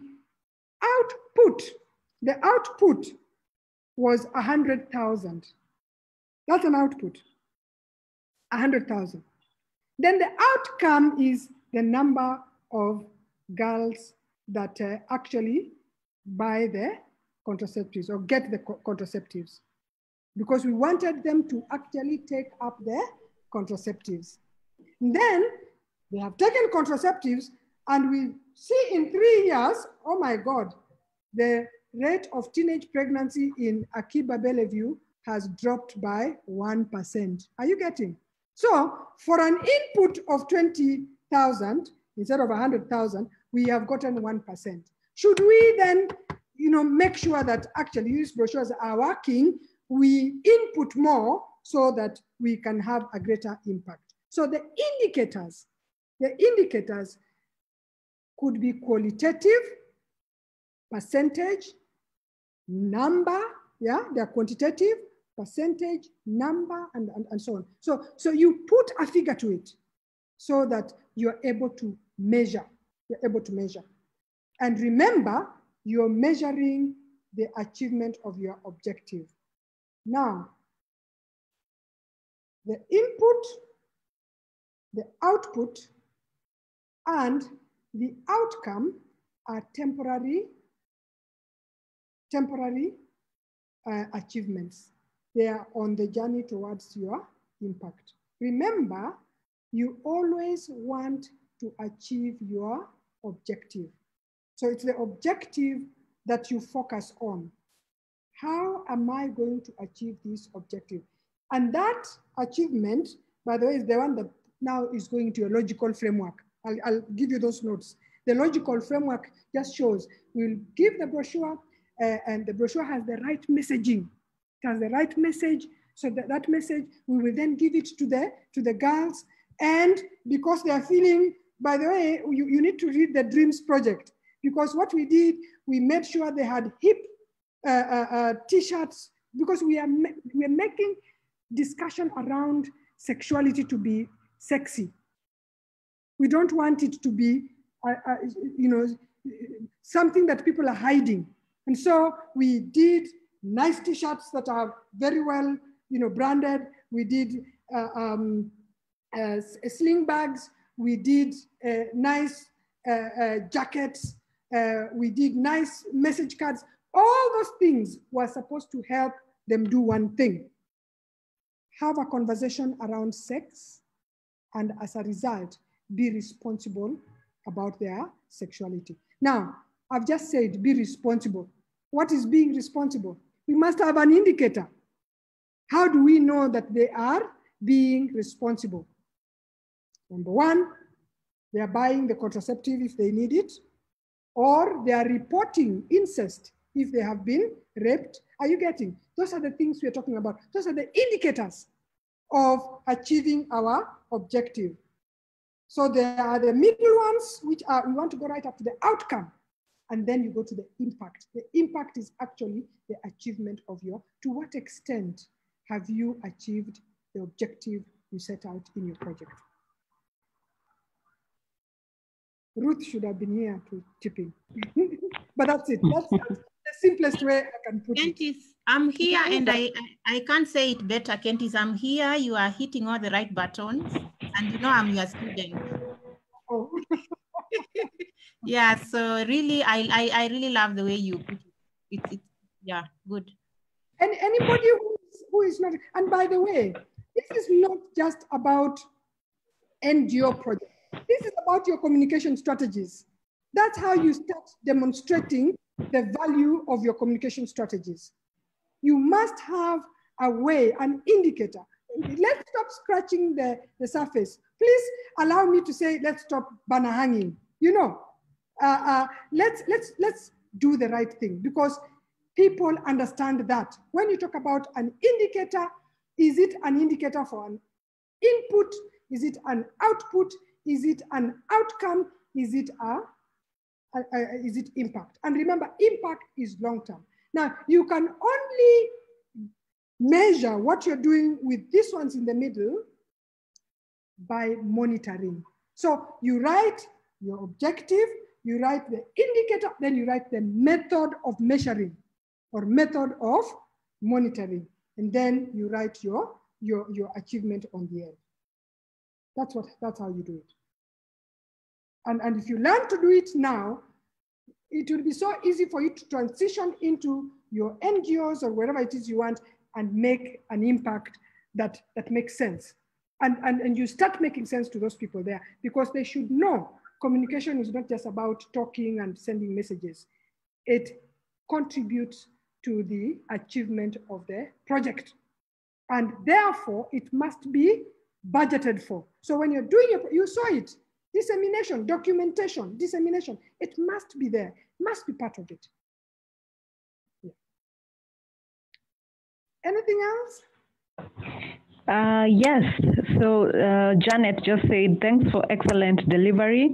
How different is M&E framework from the evaluation plan? One should, you see, evaluation is the end game, because you see M&E is measurement and evaluation. Framework, what a framework is, actually, we use framework to describe the overall. So for example, if you're developing a 4-year communication strategy, the M&E framework will give you the plan for the 4 years. But your evaluation plan, your monitoring and evaluation plan should be geared to that segment, usually annual. So it is derived from the framework so that you now have it for the annual period. Okay, the next question. What causes complaints and even withdrawal of funding to projects, and how do we avoid the pitfalls? This could be a whole topic, but maybe you can highlight a few things. Yes, so that is, you see, now you wrote a WOW proposal and you have been funded. What's the next step? You now have to implement. And implementation, that's now a totally different ballgame. We would go through it. So the way you implement your project and the way you then communicate it will determine whether you are in this for the long term or for the short term. If you start cutting corners, if quality is bad, remember the funder wants to be proud of the work that they're doing. You don't want to be associated with some project that is doing, chwara work. You don't want to do that. So it's so critical, and that's where the communications people also come. You're there to ensure that remember we said, what was the first thing? Image is you, inside out. So if you mess up your image by poor delivery of that project, then obviously funding is going to be withdrawn. If there's any smell of a lack of integrity, you are done. If you're spending money where you should not spend it and so on. And that's why you need a very good project coordinator to ensure that your projects are delivered appropriately. Now, if you saw the process, one thing dovetails into the other, dovetails into the other. By the way, it is like you're saying the same thing over and over again. From one to the next, you pick it, you say it differently, but the same thing. You must be authentic. You must deliver. You must make sure that your funder sees value for money. If there's no value for money, if you are clashing with your community and so on and so forth, then you will get complaints and you will have a problem. Timeliness, there's a reason why there was time, it is time bound. If you are lagging behind on time, you have a problem. You promised this, you are delivering 10 years from when you promised. That's a problem. That's a problem. Okay, someone asked if this is the same process that is used by non-governmental organization and even government. Yes, yes it is. With the caveat that every funder has their own requirement. But the framework, and that's why the person was asking about the framework and a plan. What I have given you is a framework. And so the framework has everything that you are likely to need to write your grant book. So the same, except that governments will tell you what they need, and NGOs will tell you something else. There's individual funders, they will tell you what they want. So the thing is this, first things first, look internally. You decide this is what we are doing. We want to get a grant for this proposal, for this project or for this program. This is the mission and mission. Then you look out who funds such things. Who funds such, so that you align. Is it government? Is it, and if government, which government? And what do they expect? So you align. And it's the same process, whether it's government or a non-governmental organization. Now, I haven't even touched on the issue of the project cycles, on the funding cycles. Cycles are different. Different people will start in January and they have their cycle ending. Proposals must be in by March. Are you getting? You must know the project cycle and so on and so forth. That's why I said research. Research your funder and know who it is and what it is that they expect of you. And I'm hoping that I have interested you into this, because trust me, you are the best placed people to actually deliver wonderful proposals. And I hope it's clear that you don't sit in a room alone and write. You have a whole team. So for example, the budget, you need a finance person with you and so on and so forth. But once it's done, once all the sections are done, it is you to give it a flow right through it. And you can't give it a flow if you don't understand these things. Please, please, please go out. Right now, NGOs are talking about results-based management. They're talking about logical frameworks. They're talking about theory of change. And so learn these things. They're not difficult. You can do it. They're not difficult. It's just that we see them from far and want to sit away. Get in, put your foot in, because you are capable. Okay, another question? Or does somebody want to go? Yeah, I would. Maybe you can go next. Kentes Ngele, who is watching from Nigeria, says, yeah. Says thumbs up for this and says, please emphasize on the fact that communication is not an afterthought. That is important for people to get it at this time. Thank you, thank you. Ngele, you are point on. The reason that communication comes in as an afterthought usually is because of the way we project it to the teams. We make them, I'm repeating this, we make it look like we just hang banners, that our job is to just make things look nice and look fluffy. That is not it. That's why I'm saying get into these things. Our job is to be strategic. Our job is to track. Remember, I talked about documentation. How will you do it unless you understand what the project is all about? You need to get into the project to be able, and like I said, documentation in a number of NGOs, that's where they talk about knowledge management. So when you see on JDs, people are asking knowledge management, that's exactly what it is. We need a repository, then we need to package that information and disseminate it appropriately so that we get our stakeholders right. You don't do it when the project has started. It's part of the project development.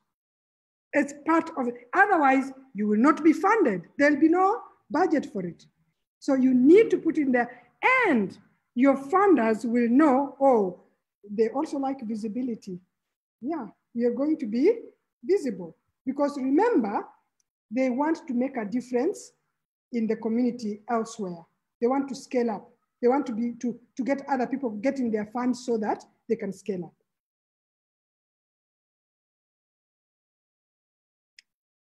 Does that make sense?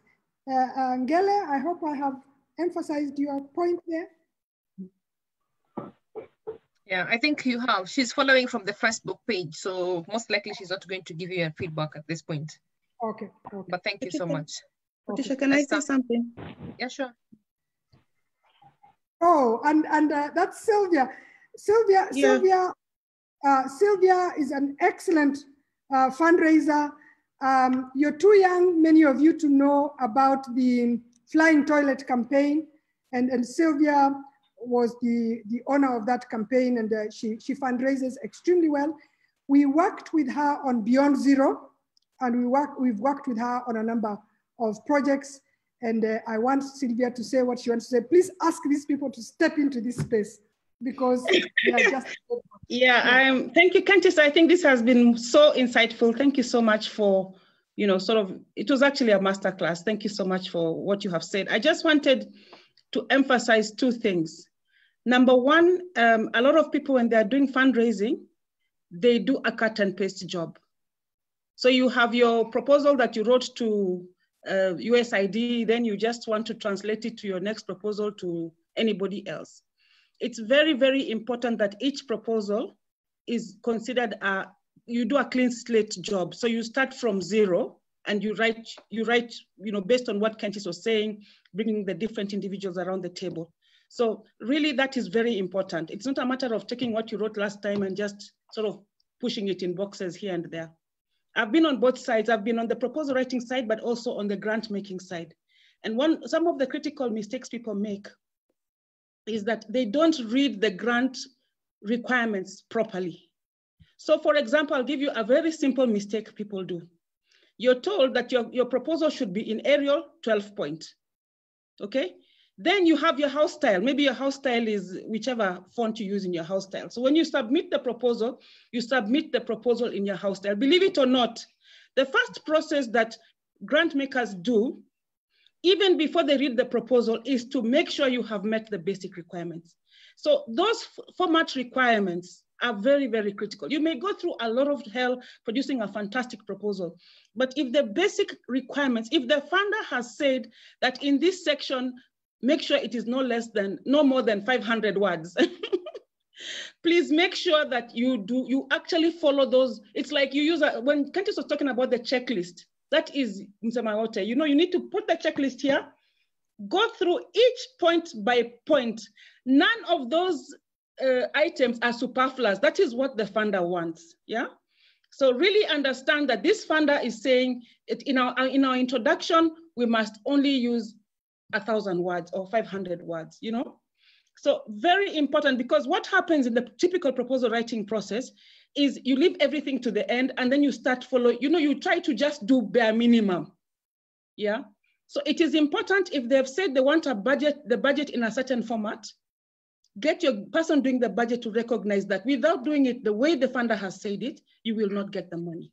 So you really need to be very, very careful, especially when putting together the final document, to make sure that, for example, if the funder has said that the financial and the technical document should not be in one envelope, sometimes people think it's just for the sake of it, yeah? Make sure you actually pay attention to those small details.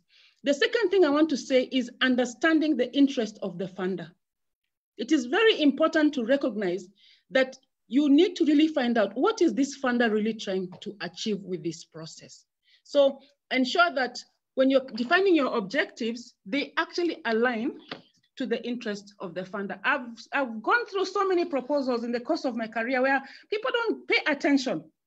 You look at the proposal and you wonder, what is this person even talking about? The proposal has really nothing to do with what the funder is looking for. So if you manage to do those things, pay attention to the details of what the funder wants, ensure that you are aligning whatever you're talking about. And then if you apply all the principles that Candice has given you today, I think you should be able to get the money. That's all I wanted to talk about.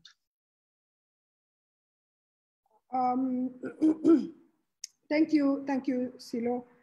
Very, very important. There's a question here. How do you ensure your proposal is not duplicated by others, especially after it has gone to the funder? You have no control over that. Sorry. You just don't have control over that. Plagiarism does happen. And I will tell you, It doesn't matter that somebody has plagiarized, they are not your brain. At the end of the day, things come out. Things come out that that proposal does not belong to that person. I need us to be very honest, because even within those funding organizations, it's our society, there are interests. There are interests. The best you can do is do your bit and leave the rest to whatever happens. So don't focus on the fact that somebody is going to duplicate your proposal. Forget it. Focus on your proposal and then send it. What we try to do is to finish it early and then submit it towards the end. That would help you, but it doesn't stop somebody who wants to be mischievous from being mischievous. Don't let that be the thing that is messing up your productivity. Okay, Kentis, there's a question from Yvonne Moinde. I think she could just go ahead and ask. Yeah, go ahead. Yvonne? Hi, Kentis. Thank you so much. Thank you. That was very invaluable information. Thank you also to Sylvia Mushuli. I am thoroughly enjoying this the session. Now I have a question. So when writing the problem statement, can I go ahead and do the profile for the potential primary audience? Or is this just done in the communication strategy?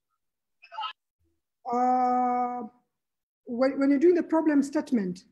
Yes, like doing the profile, like the profile for the primary, potential audience. Like this is so and so, they're this years old, like getting to list their behavioral, their behaviors, their attitudes, and stuff like that. That would only be necessary if it is required. Remember, the problem statement is something you have hopes of changing. Something you have hope. It's the reason that that project is being carried out. Remember also, you want it to be a one-pager, so you don't have much space. You understand? Because you want it to be very, very brief and concise. You want it to be concise. It's a logical narrative description of the problem.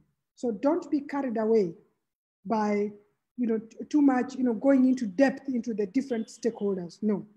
So you want a description of the problem. You want backups that tell you what the problem is all about. Comparison, historical information. Where did this problem come from? You have done your local needs assessment. You're putting there the needs you get.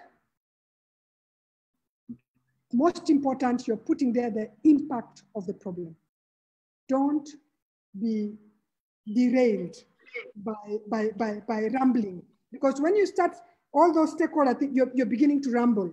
You're beginning to ramble, you get? So we'll give you checklists of what you must put in, but make sure you are focused. And that problem statement wins over, because that is what aligns your project to the funders' objective. To the funders' objective. Remember what I said, eh? I gave an example of the teenage pregnancy. If our problem is to resolve teenage pregnancy that has gone up because of the COVID-19 and social distancing is still going on, and so we are not going to say, oh, we want also to resolve the issue of incest. Are you getting? No. We focus on the reasons for the teenage pregnancy and empower, focus on that. We are not going to resolve the problem of incest in the society. We want to deal with teenage pregnancy. So you focus, the problem statement, focus on. I have a question. Yes. Yes, my name is Jacinta. Thank you, Kentis, and hi. I haven't seen you in a long Fine, time. and Sylvia. Yes, I'm around. Now, I have a question. I've worked for several NGOs, and it's so common to hear that money is normally given to people you know. Is that true? Yeah. And if it's true, then how do you make sure you're known so that you get this money? Excellent. Thank you. Excellent question. If you remember, where did I start? First things first. Okay. One. Remember, I also mentioned image is you inside out. Fundraising is about networking.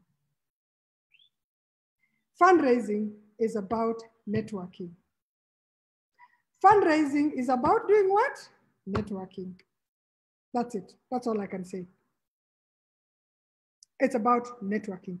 People give to people because they know them, because they trust them. That's why we talked about continuity funding. That's why you as the communication person is so critical to your organization. You do your stakeholder mapping, and your stakeholder mapping must be done with prioritization. You're prioritizing stakeholders that are your funders. You must have people who are actually getting to the funders, getting the message to the funders, and so on and so forth. That is your role as a communications person. That is how you support resource mobilization. You make sure that your people are known. We grew one NGO actually from a $50,000 organization to now it's a $1.5 million organization. And it was through communication and targeting possible funders with results that we are getting and so on and so on. So it's not about you being known personally, but you being in the face of those funders and so on. How will you go to the US to meet Bill Gates? You may not, but make sure that that little project that you are doing that is having such impact in an area of his interest, make sure he sees it. Make sure that he then gets around it. Make sure that your CEO is on Twitter, following him, conversing with him, and showing him the things that you are doing. Networking, because fundraising is about people giving to people. Yeah.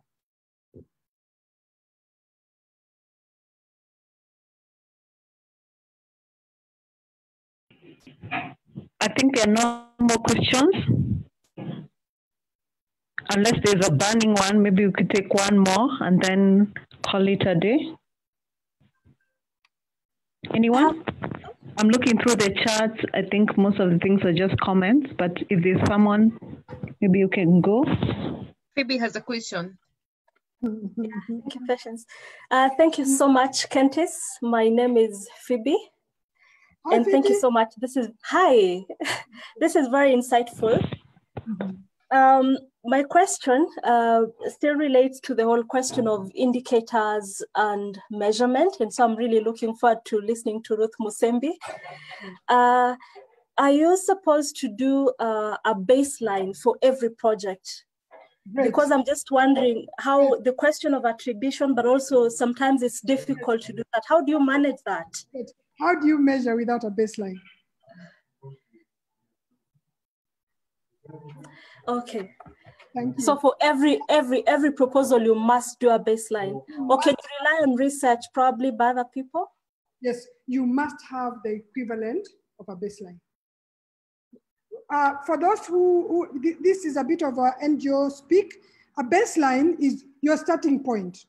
If your objective is to, our objective was to reduce teenage pregnancies in South Sea.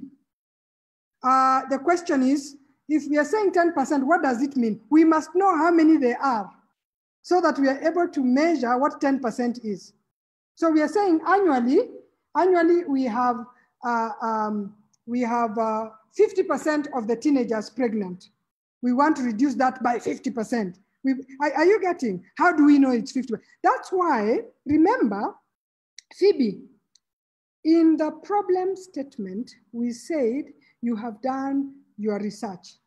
You have done your needs assessment. You have your baseline. That's part of it. Now, if you don't have a baseline, you could actually include that as part of your project funding requirement. How do you do that? You say, from my literature review, this is what we have found out. And therefore, for us to be able to get a baseline, we need to carry out research.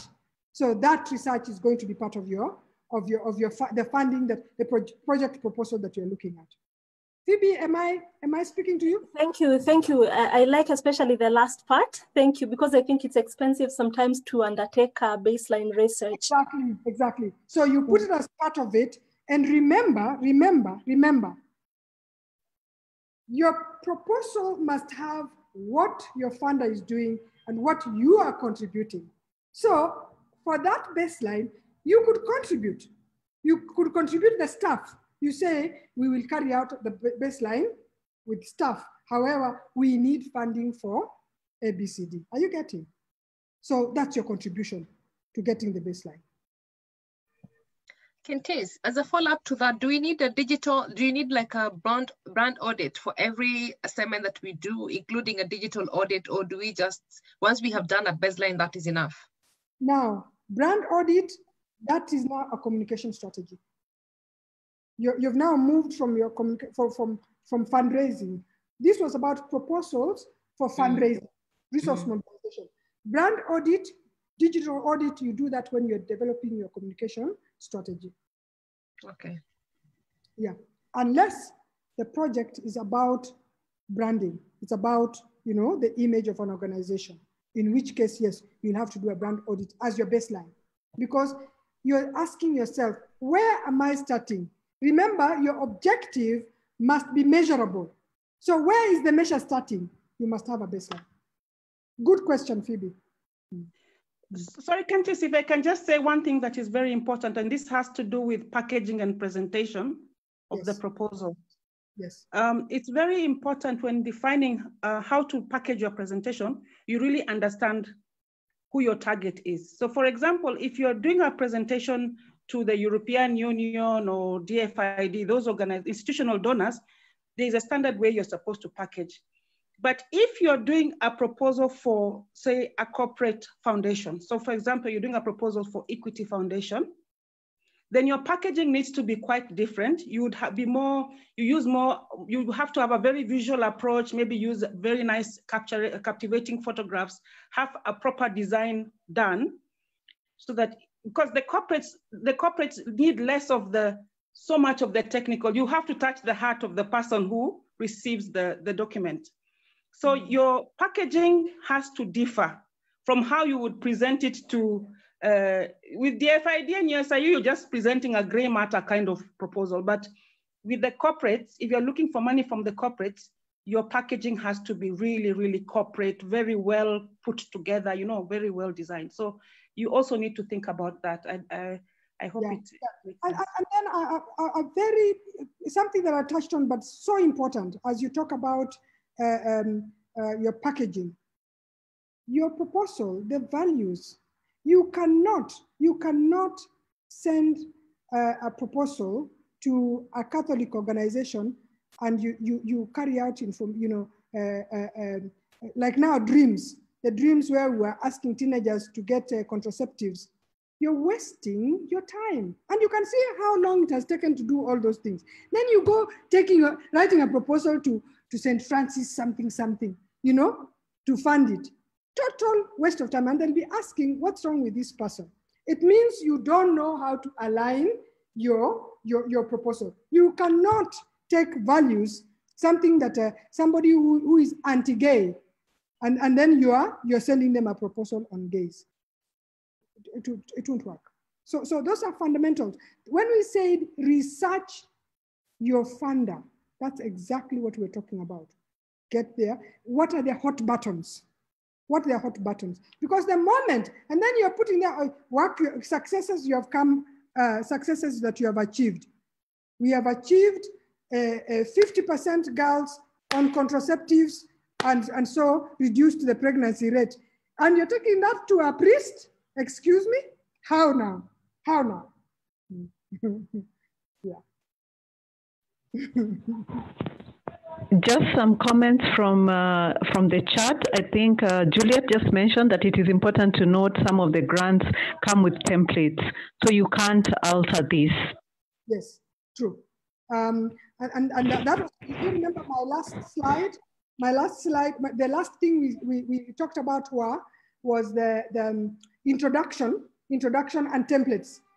Remember, introduction and templates. When you have templates, don't try to change them around. By the way, even the margins, if they say the margin is 1 inch round, just do what you've been asked to do. Usikue clever sana, unasema, this is such a boring presentation. Let me redo it. Excuse me? No. Don't do that. If they say they want a handwritten signature, then you scan. Please handwrite and scan. That's why I said the first thing you do is do a checklist from your funder. And then just tick, tick, tick to make sure that you are abiding by what they want. On the issue of baseline, yes. Somebody just made a comment, maybe you could clarify. So Liz said, so for the baseline, you can use data stroke evidence available from other sources. For example, the rate of school dropouts in Nairobi County, data from Ministry of Education. Is that correct? That's correct, absolutely correct. So long as it's a credible source. It must be a credible source. Now, if your project then is South Sea and you have data from Nairobi, sorry, you need a baseline for South Sea. Am I communicating? Am I communicating? So that the information you have must align with what it is that you are trying to resolve. So South Sea is within Nairobi, yes, but it doesn't necessarily mean that the percentage of pregnancies in Nairobi is the same as the pregnancies in South Sea. So you will want to do your baseline. However, if you're doing the whole of Nairobi, then it's enough. Use that other source, and it must be a credible source. And usually it helps if you can triangulate.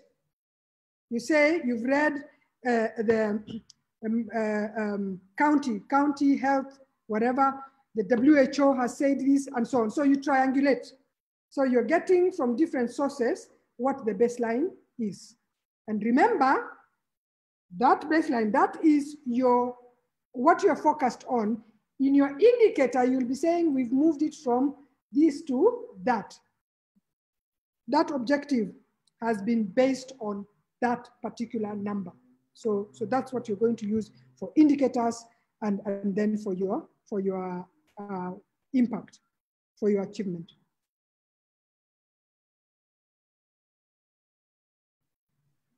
There's another question from Facebook from Trish. And she says, just a clarification, how do we list the tools for evaluating the project? How do you list the tools? You list them in the evaluation plan. And I said, I'm going to give you templates. So they're different. So if the donor has given you a template, you list in that template in which the donor has given you, that the donor has given you. Otherwise, I'll give you, because you say objective, then you go to the objective, then the indicators, and then your achievement. You measure and then your achievement. In fact, you look at the indicator and then you write method of measurement is the next. So you have this indicator and then method of measurement. How will you measure? And then now you say what it is that you have achieved, the status at the end. So you have your objective, and then how will you indicate, how will you know? What indicators will you use? Now, what method will you use? to measure that you have achieved that indicator. And then you say what the achievement levels would be. All right, I think that is it. Thank you so much, Kentis. Gosh, this has been such an amazing session. We've learned so much. I'm sure many people can attest that they're living here much more informed. You know, in these times when donor funding keeps shrinking, you know, you want your proposal to be the one that stands out. And I think from these tips that we've gained here, everybody can live here with something. So we really do appreciate you. We appreciate your time, the knowledge, and just freely sharing it to us. Thank you so much. Thank you for the opportunity. As I confessed, I'm getting back into my own programs and projects. And so I took this opportunity to just get back to, I'm challenging you to do the same. Get in, get in, get in, get in, get in. It's a space that you should be in. Thank you so much. And Tess, will you share your presentations with us? Yes, I will update it, and then I will share it. I will share that presentation. I'm happy to share it. No problem. Esther. Okay, great. So with that said, I think we'll take a break from these sessions. Just a 2-week break. I mean, we have so much to apply. We have the CV writing, we now have this. So I think just so that also the sessions are not, you know, they're not too much at once. We'll take a break of 2 weeks and then we'll come back. When we come back, Ambassador Ruth Musembi will be taking us to a topic. I'll just like her to, in 2 minutes, just to give us a brief of what the topic will be about. It will be in July, the date will be July 11th, but I'll share that in the group. Maybe she can just give us a summary, 2 minutes, just what that is going to be about. Thank you very much, Esther. Thank you very much. And let me first start by thanking Kenty so much for that really wonderful presentation and for convincing us that as communication professionals, this is our field, because fundraising has a lot to do with how you communicate, package information, and for encouraging us to really accept, to stop doing the small thing. When I teach, sometimes I like using the analogy of flower girls and page boys. You know, the way we just take ourselves like we are just fillers, and, you know, I always ask my students to try and use what is above the eyes, maybe the eyes and above. Try to work with what is up here and give your organization some value. So thank you so much, Kentis. So in 2 weeks' time, we'll be talking about finishing school, because when we were introducing ourselves, there was a section called A or B. So I really got, I don't know what word to use. I got surprised that the A or B is what caught the attention of members in the group, because I said I ran a finishing school. So in 2 weeks' time, that's what I would want to come and share with us what it is all about. And just in 1 minute, so long time ago in Europe, women used to go through finishing school in Europe.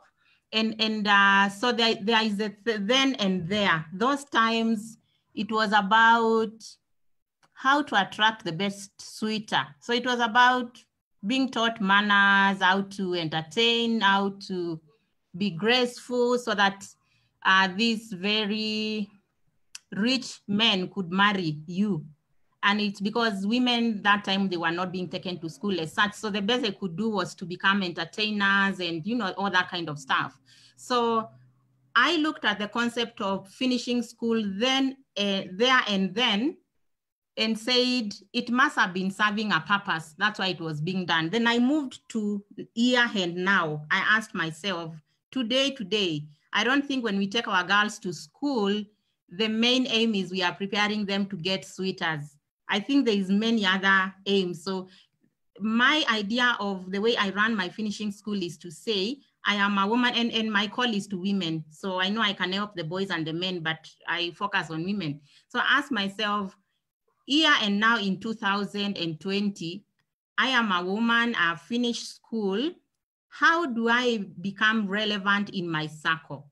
So the focus is all the way from early career stuff. So let's say I'm between 0 and 5 years in employment.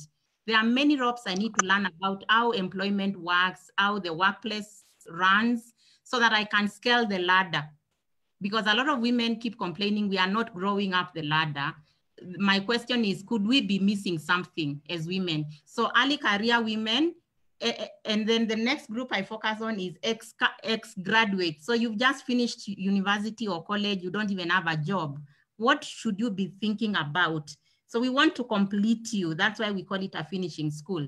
Then the other group is first-time managers. So you've been working for 5-7 years, then now they've made you a manager. Who is a manager? What are the new expectations? What are some of the things that tend to trip us when we become new managers? And then finally, first-time CEOs. I have helped several CEOs to package themselves, package their 100-day communication. Because when you become a CEO, people are counting 3 months. And if you finish 3 months and you've not made an impact, there's a problem. So my whole idea of finishing school is to smooth the edges. Because what I accept is technically many people are very good. We are okay, we have our papers. But when it comes to soft skills or productivity skills, as I like calling them, we tend to have gaps. So this finishing school is to fill in those gaps, whether you are an early career person, whether you are an ex-graduate, whether you are a first-time manager, or whether you are a first-time CEO. And that's what I will hope to discuss with us in 2 weeks' time. Thank you. Great.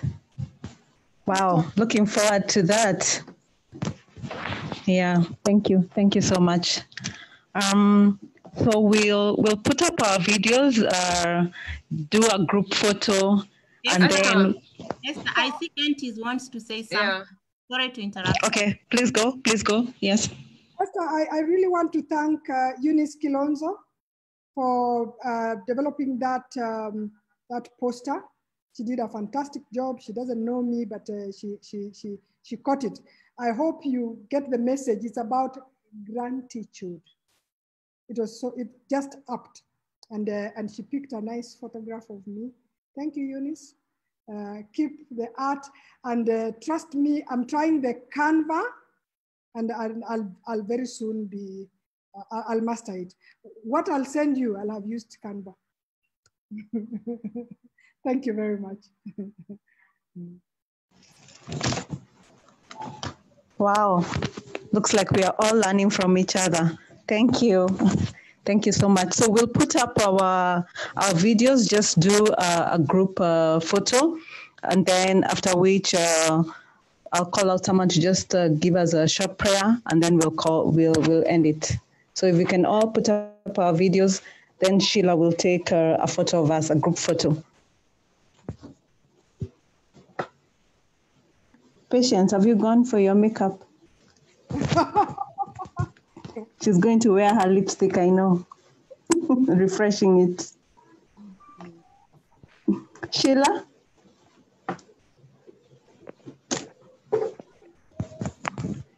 Sheila, are you ready for us?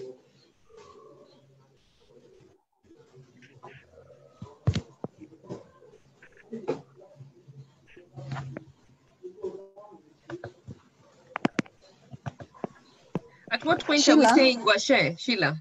I think we can say Washe. Right now? Okay, so smile for the camera.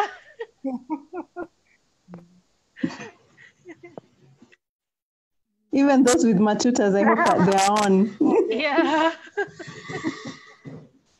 We need the variety.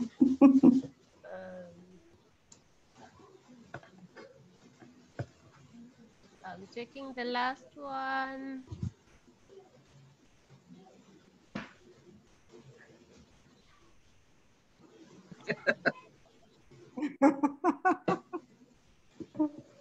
Patience, you're representing us there with the Kenyan flag, I see.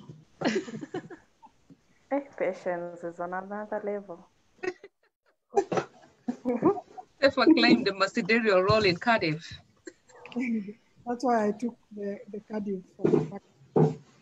I didn't know Ambassador Ruth was in the group. She was my lecturer in DSTA. Advocacy class. Oh, done. Oh. Okay, So great. We can ask someone to pray. Yes, Joan Bugwa will lead us in the last prayer, and then we'll call it an afternoon. All right, let's pray. Dear Lord, we want to thank you for this day. We thank you for the gift of life. We also want to thank you for the great session that we've had. We want to pray that you may continue to help us even as we equip ourselves or get equipped, that we may be able to do a great job even as we go out into the marketplace. We want to thank you for each and every person who has contributed to the success of these 2 sessions that we've had so far. We want to ask you that you may bless them, that you may continue to be with us even as we go on a break, that you may put this into practice, and even moving forward, that you may continue to be learning more and impacting others for your goodness and for your grace. In Jesus' name we pray with thanksgiving. Amen. Amen. Amen. Amen. Thanks, John. Thank you. Thank you. And remember, ladies, if you have a topic that you think is going to be good for us, for you to share with us, you can send the topic to either Miss Ada and I think Esther Kirago. You have a list all the way to August, I think, right? Yes, we have a list all the way to August now. We're doing 2 sessions in a month so that it's not overwhelming. So we'll keep slotting that as the topics come. Thank you. Thank you.